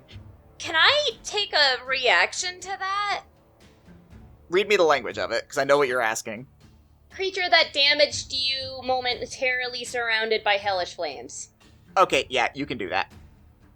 Alright! Creature must make a dexterity saving throw. How's a 23 do? Yeah, that passes. Alright, it still takes half.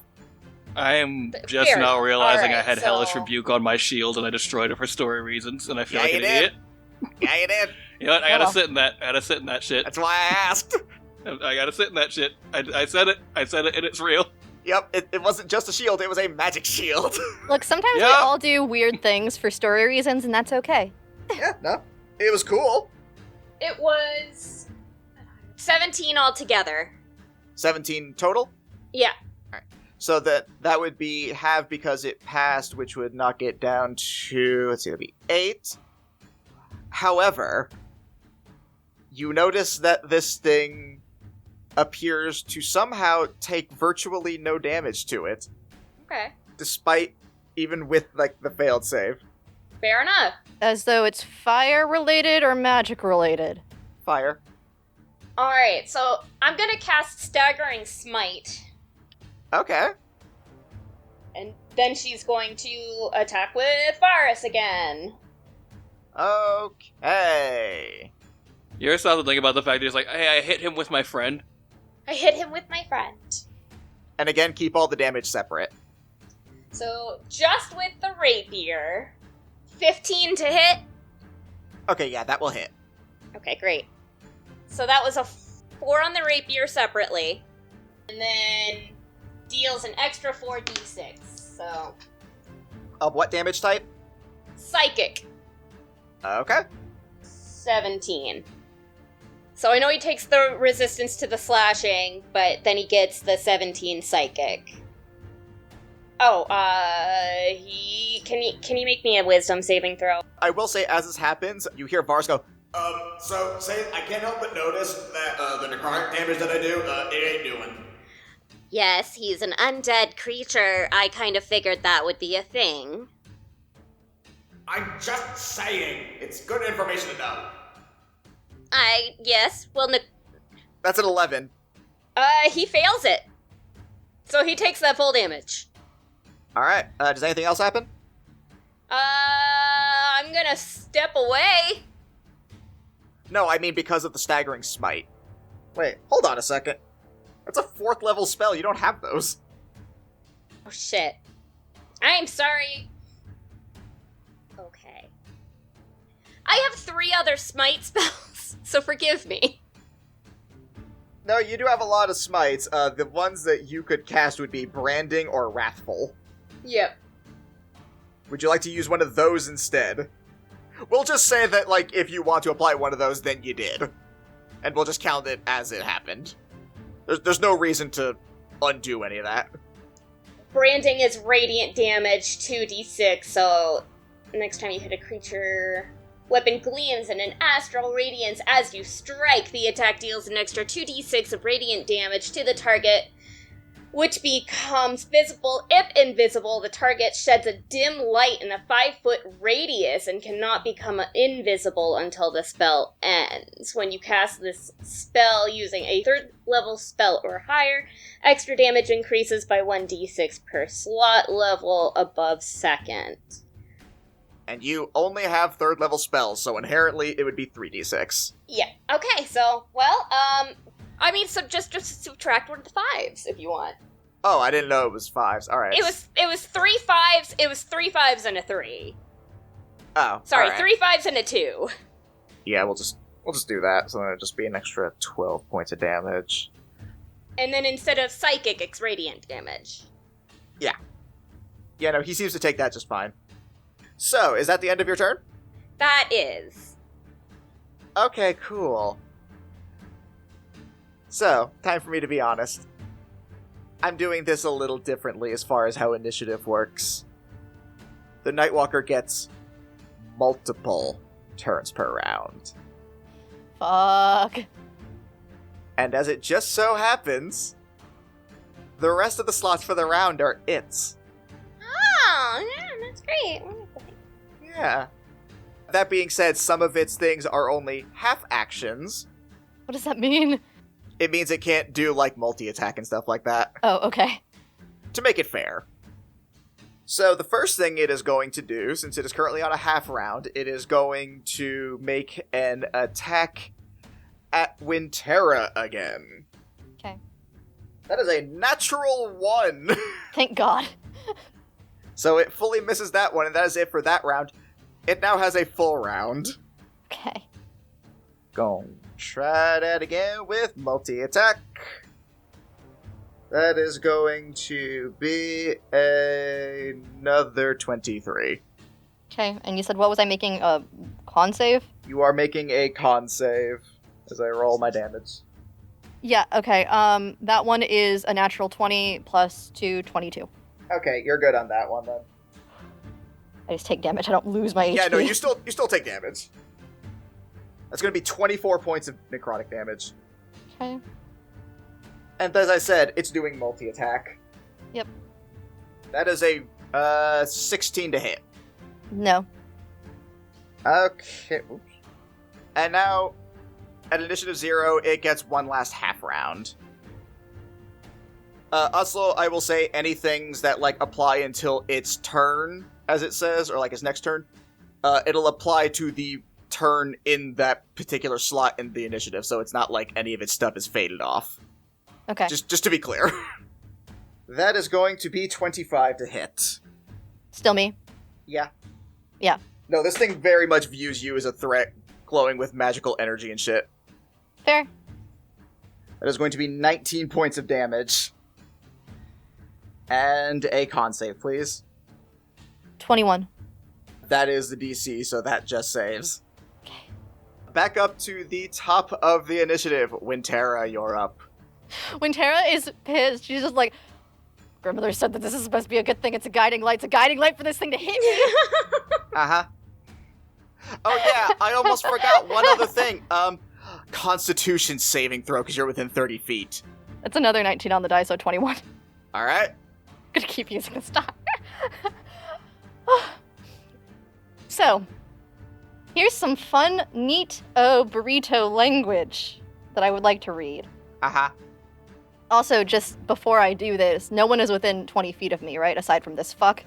Yeah, I would say that's fair. A character or a monster is considered gargantuan when they stand 32 to 64 feet tall while weighing 16 to 125 tons. Such Okay. creatures usually take up to 20 feet. Do you know what I can summon using a 6th-level spell that is a gargantuan creature, Jordan? I'm not super familiar with every fucking monster, so no.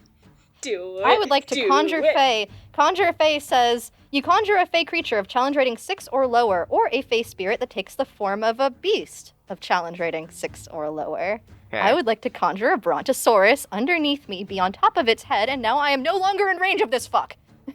Alright, yeah. That's fair. That is a fair and valid point. Because I am now 64 feet in the air. That's a fair and valid point. Okay, Fucking so smart that's ass. gonna happen. When there summons this giant-ass dinosaur, she's just like, I've been up to some fun things too, Arlo. And then this creature takes its own initiative from the wording of Conjure Face. Let me just roll that really quick. Yep. Okay, it got a 17 on initiative too, because it's an 18. Okay, then it'll just go after you. She gently pats its head as she's, like, bleeding. She's like, okay, Pine, I know you can do this. I need you to hit it with your tail because, oh, we need to smack this thing down. Yep. And it's going to kind of bay and make an attack roll with its tail, Mhm. which has a 20-foot reach to hit. And it got a 22 to hit. Hits. And that does 32 magical bludgeoning damage. Goddamn, nice. Question, did you need Pine to make that con save, too? Not this time. Okay. Going forward, yes, but not right now. Alright. Cool. I'm going to also... Oh, wait, but I think throwing out my pocket monster sphere would work. Then, yeah, let's go Jockbird. Nice. Yay! Let's go, Jockbird, let's go! So from the top of Pine, you just see the glowing monster sphere thrown out from the top of his head, and Jockbird swoops down and is gonna make its attack. Let me pull up Jockbird's stats. Arlo salutes Jockbird as he flies by. In an aerial turn, Jockbird salutes back. I imagine Jockbird just like stops flying and just is free falling to plank, or not plank, to salute, and To then plank. just immediately resumes flight. You magnificent son of a bitch. This may be something I'll look up later. Does Jockbird's brute force increase with Wintera's leveling? Read me the language. It's just the fighter's brute force. Starting at 3rd level, you're able to strike with your weapons with especially brutal force. Whenever you hit with a weapon that you're proficient with and deal damage, the damage increases by an amount based on your level in this class, shown on the brute bonus damage table. We'll say yes. It's tied to you. I don't see why not. So on the beak attack, we get a 24 to hit, Hits. does 12 damage. Second to hit is a 25. Hits. Yeah. That one is a 12 of magical slashing. Okay. And now Jockbird's just kind of chilling by its head as it had taken that dive move. Very nice. Is that going to be it for Wintera and friends? Wintera and friends. Terra and friends. Terra and friends. If Barden or anyone happens to look over and they see a gargantuan dinosaur by the docks. Implying they can't. Fine. Everything's fine. That's it for my Just Barton turn. finding another Nightwalker. I'm sure that's fine. Barton just looks over like, I don't get paid enough for this. He just looks like, yeah, that tracks. I'm sure that's supposed to be there. Alright, Arlo, you're up. Hooray! I'm gonna maintain like my positioning and like keep myself moving far enough that I can stay outside of his range. Yep. Do I wish to take to the skies? I do not. I don't see any reason to do so. I'm going to shoot it more with my gunchucks. Pew pew. Please pew. do so. Pew pew pew pew pew pew. Do the pew. Do the pew. It's gonna be an 18 to hit. Hits. That's gonna be 18 damage. Okay. Going for another one. Go for another one. It's gonna be a 22 to hit. Hits. That's gonna be 12 damage. Okay. And that last one's a natural 1. Amazingly, it misses. Alright, so I pop off 2 shots, and then Arlo's like, I've been practicing with these a lot. Fuck. It fumbles it a little bit on the last one. Nobody saw that. You start trying to show off, and you just do that thing where you smack yourself in the back of the head. He's like, hell yeah. Masher and then Chaku. Shit. Arlo, I can't see you entirely that well, but it looks like that should have been cooler than it was. No, it was exactly as cool as it should have been. It was awesome. You just missed it. Anything else for you, Arlo? Nope. I'm done. Cool. So, you see this thing looking up at you, Wintera. Yep. It still views you as the threat. It should. I'm on a dinosaur. Now that I'm back at the top of the round, I gotta roll to see if he gets his not finger of death back. Ha! He does! Fingy de la dingy. But fortunately, you've already passed that, so you're immune to it. Unfortunately for you, your plan, I'm afraid, isn't going to help much. As you see this thing hunch over as black wings emerge from this thing's back. They can fly! They have a flying speed! Wow, neat. Why has no one put in the reports that these things can fly? Horrible. And it is going to fly up towards you. I will say Jockbird and Pine can have opportunity attacks. Thank fuck they can. All right. Okay. I'm going to do Jockbird first because I'm already on their page while I am trying to update these numbers because I can't do math. Also, Jockbird would probably be the first one to do it anyway. Yeah, so he's going to make a talon attack on that, and I did my math wrong earlier. I know it hits. It's a 21. Yeah, so, hits. 15 magical slashing, not 12. Alright, so how much damage should I add to that first one? I think I said 12 the first time, so I just added 4. So 4, alright, I'll and just apply then 19 4 damage and 4, yeah. Because I said 8 the other time, and it's 12 for the beak. Alright, cool. Got it. Yeah, so anyway, 15 magical slashing damage while he screeches Jockbird at this thing. Jockbird, Jockbird, Jockbird, Jockbird! And the Brontosaurus. Let's do... It made its tail attack last time. Can it try to stomp down on it while it's trying to take flight? Yeah, It's also sure. a 20-foot range. Yeah, sure, That's why not? actually really smart. Oh, it's a nat 20. Okay. Ooh, tasty. So 28 to hit. So 27 bludgeoning damage. Alright. And Wow, it that's must very make good. a strength saving throw or be knocked prone. Alright, cool. Do you want the good news or the bad news? Both. Trick question. It can't be knocked prone. Okay, well, it still gets smacked the fuck down with an angry dinosaur stomp. Yeah. Even though it can't be knocked prone. Yep. And it is going to fly up to you. Okay. Hey, Wintera, morbid curiosity. How much health do you have left? 23. That is going to be, let's see, 31 to hit. Yes. I don't like the sound of that. That's a lot of dice. Uh-huh.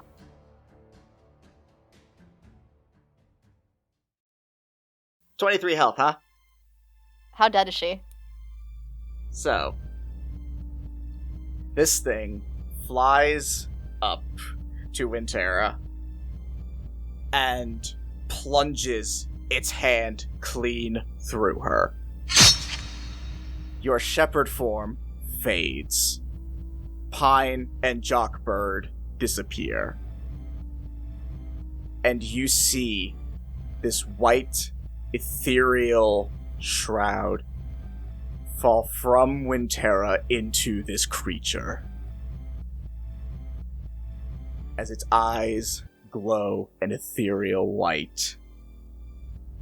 As it dealt 30 points of damage.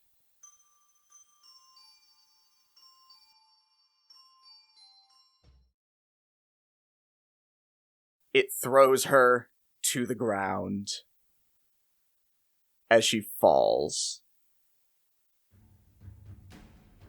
It is then, with its second attack, going to point to Arlo and use its Finger of Doom ability. Finger of Doom, not Finger of Death. Finger of Doom. Very specifically different. And I'm gonna need you to make me a wisdom saving throw. I'm just gonna real quick before I make the throw say Fongo of Dongo, but alright. That is a 26. That will pass. You also are wrapped in this shroud of necrotic energy, but your own residual blessing power allows you to fend it off. Jasper, it is your turn. Brutal. Okay, both inspired by Wintera's birth of a Brontosaurus and horrified by her death, he's going to cast Dominate Beast. Read me the language on that, please. Target creature is charmed by you. Wisdom save negates it. Hostile creature has advantage on save.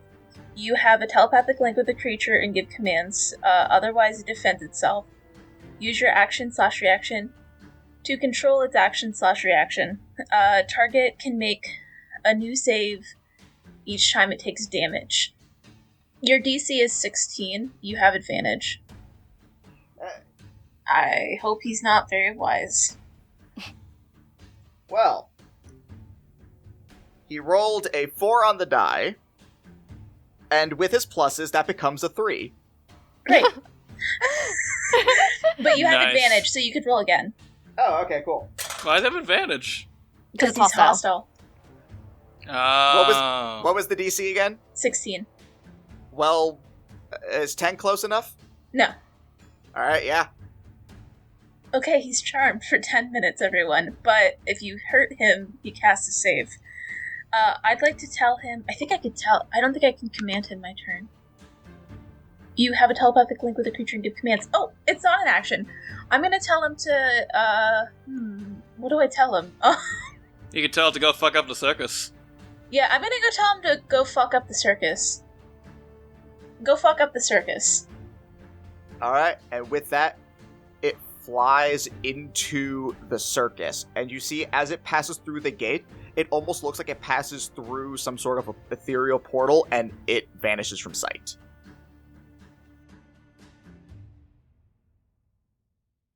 Well, I'm sure that will never come back to haunt us. We're Okay. totally fine. Tara! Tara! Saithe is gonna run right towards Tara. Arlo has already made his way over to Tara and is forcing a health potion down her throat. You chug that potion down there,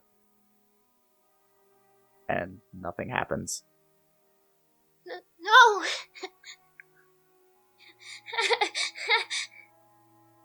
After a moment, you hear footsteps coming from behind, and you see Bargain, Milo, and Greta are returning. And they're like, "Sorry it took us so long. We finally managed to take it." No. They rush over, and Bargain says, "Please tell me it wasn't that thing that killed her."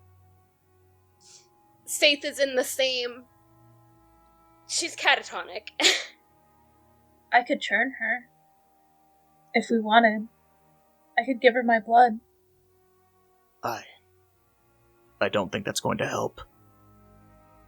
These things, they don't just kill you, they rip the soul out of you. Oh shit, we have to go get her soul back? No. Saithe, as this realization has hit all of you, you begin to think to yourself, if only this fucking circus wasn't here. That thing must have gotten in because of that. If that hadn't happened, she'd still be here. She'd still be fine. It's taken so much. You think back to how it took Varus from you. And you get to the moment where the ringleader says that he needs a volunteer. Varus goes down, tells you everything's going to be okay. And then you remember the words that have echoed in your mind so many times. For my grand finale, I shall grant any one wish they desire. And you look up at the sign. The Desert Jesters, Illustrious Nonsense, and Nonsensical Illusions. And because of your time with Damned, you suddenly see something that you never saw before. It spells genie. Saithe gets up, and without saying another word, starts walking towards the circus.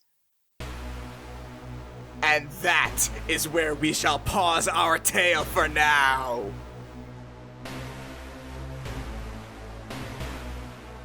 Hello, everyone. This is your sometimes benevolent, often malevolent Dungeon Master, Jordan Roman, thanking you all for listening to this haunting episode. Please remember to listen until the very end so you can catch some bloopers to maybe help lighten the mood a little bit. If you want to hear about our thoughts on this particular episode, then head on over to our Patreon over at patreon.com/Agents of Damned, where you can listen to our after show peek behind the screen.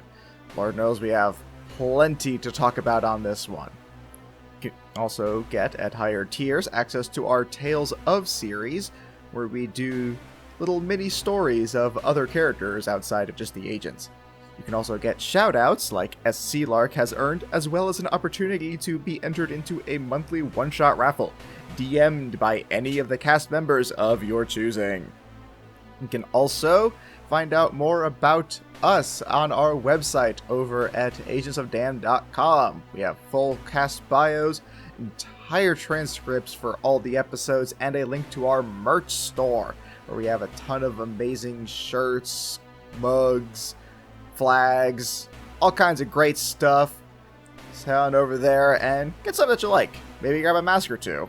Who knows? If you want to talk to us, you can do so on our social medias. On Facebook, we are AOD. On Instagram and TikTok, we are Agents of Damned. And on Twitter, we are Agents of D.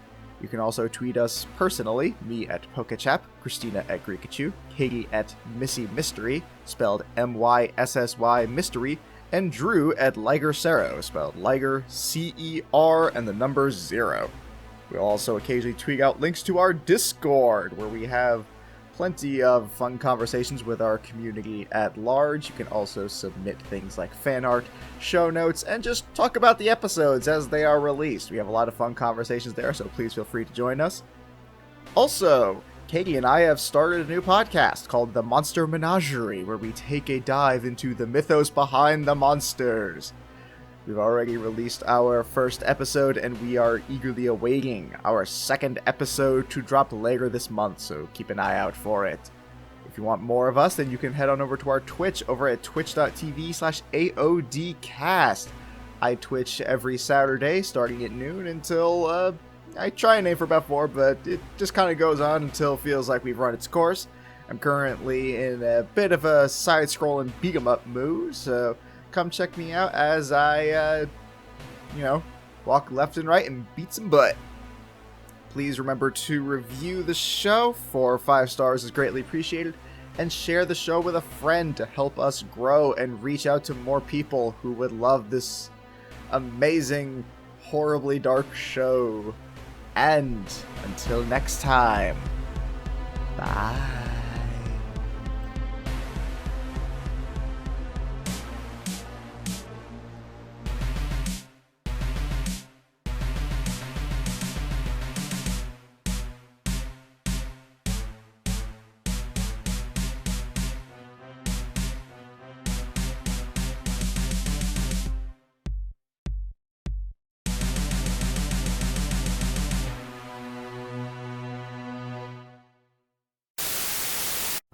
Well, you gruesome oaf. Do you see anything that you like? I mean, I guess there's some good stuff here, but I don't know, it's all too prissy for my taste. Yeah, I think it's more like for the everyman and doesn't sacrifice on comfort in any way. I'm going to ignore how hurtful that comment was. Let's see. Something that is intended for any one person, but also is comfortable. I'm going to do something I normally wouldn't do and recommend a competitor. Have you thought about Black Feather Apparel? Who that? Black Feather Apparel is an online retailer that sells a wide variety of graphic tees. I do like me a graphic tee. Not only that, but they also have several hoodies that are equally as gorgeous as they are comfortable. Alright, well, what about like my lower half? I'm glad that my upper half will be nice and comfy, but I don't want my buttock to get all chilly. My goodness, you're so boorish. Fortunately, they also carry several different sweatpants and leggings, each as comfortable as the last. Yeah, I guess I'll go with that. Sounds like a much better fit than your crap. Where can I find them? My goodness, I hate you so much. You can find them at blackfeatherapparel.com. You can also find them on Facebook and Instagram under the same name. Remember, you big stupid oaf, it's blackfeatherapparel.com. We had Let's a guest do star came to this. town and bingo. What's her name? Bingo. All right, That's Jordan, true. hit us with that. Hit us with that recap, fam. And Christina, don't you dare cut that joke. That was gold. Christina, you are cutting that joke. Anyway. So, Jordan, You know that thing that you love to do, because you're 5'8", Yes. and I'm 5'0". I am not 5'8". Fuck Um, you. Don't just What, shave you're height off. 5'9" or something, right? I'm 5'10". 5'10". Oh, Don't sorry. fucking shave I'm inches off sorry. me. I'm 7 feet tall, just to be 5 clear. foot- 5 foot We have 10. 5'10", boys. to 7 5'10", feet average 12. height. Ooh, baby. Yeah. Fuck anyone that says anything different. 5'10". That's how you're supposed to be. Everyone else is weird. Bingo, you said 7 foot what now? I'm 7 foot tall, just to be clear. Like myself, not Jasper. I'm gonna need us to turn the real world thirst down a second. I'm not 7 foot tall. It's just that I'm also gonna call you the fuck out because as much as I love you and you're my best friend, that is a I fucking know. lie. I just said lie. You and your 5'6" ass. I am 5'4.5". Thank you. I Oh, you did shrunk. Okay. Wait, can Jasper say, But does he go, "What's up?" or does he go, "What's up? What's up?" like a raven does it. She's not a raven, she's a pigeon. It's a more majestic bird. Stop being jealous. It's a more majestic bird. When Tara is looking You guys between have not spent a lot of time around pigeons. You assume a lot if you think I was genuine. I was so afraid you were going to say these are Wintera's knees and we were going to have a sidebar. All right. Didn't you know when Tara got robot legs now? I decided that without you. Didn't you know? Shifters regrow knees. It's like fall off tails. They just have fall off knees for emergency rations. That is not canon and I will never allow it to be canon. Don't ask. She grows her legs back, and but they're like small and hairless. when Tara, tell us how And you it really goes- feel. It Is goes. Saithe gonna fuck shing, that sword? shing. No, she's not gonna fuck the sword. The sword's gonna fuck Saithe. Oh, I know the sword's not gonna fuck Saithe. Yeah, the sword's That not sounds like fucking a Saithe. bad idea. Well, friendship comes in many shapes and sizes, so at least you This are. one's toxic and abusive. That one Kill is him. that Why? is upsetting. Why? We can cut that. Please do. I thought that was funny, to be clear. I thought that was a good joke. This one's toxic and abusive. Like, Rick's like hyper aware of everything going on that's wrong and refuses to acknowledge it, though. Yes. He's merely It's an like the ultimate observer. contradiction. He's just like, fucking like, yeah, this is real bad. I'm having a great time, though. Oh no, he's openly said he's not. I just can't fucking figure out Rick. He's just like, Dude, can I be he's honest? just Me the neither. embodiment of upsetting energy. I don't know what Rick's deal is either, and I play him. Hi, fucking, okay. Same with Big Baggy, like, I don't control the character, I just let their energy channel through me, and we find out what happens then. Tell me how many Okay, Bettys fair there are. enough. Hey guys, come on. Okay,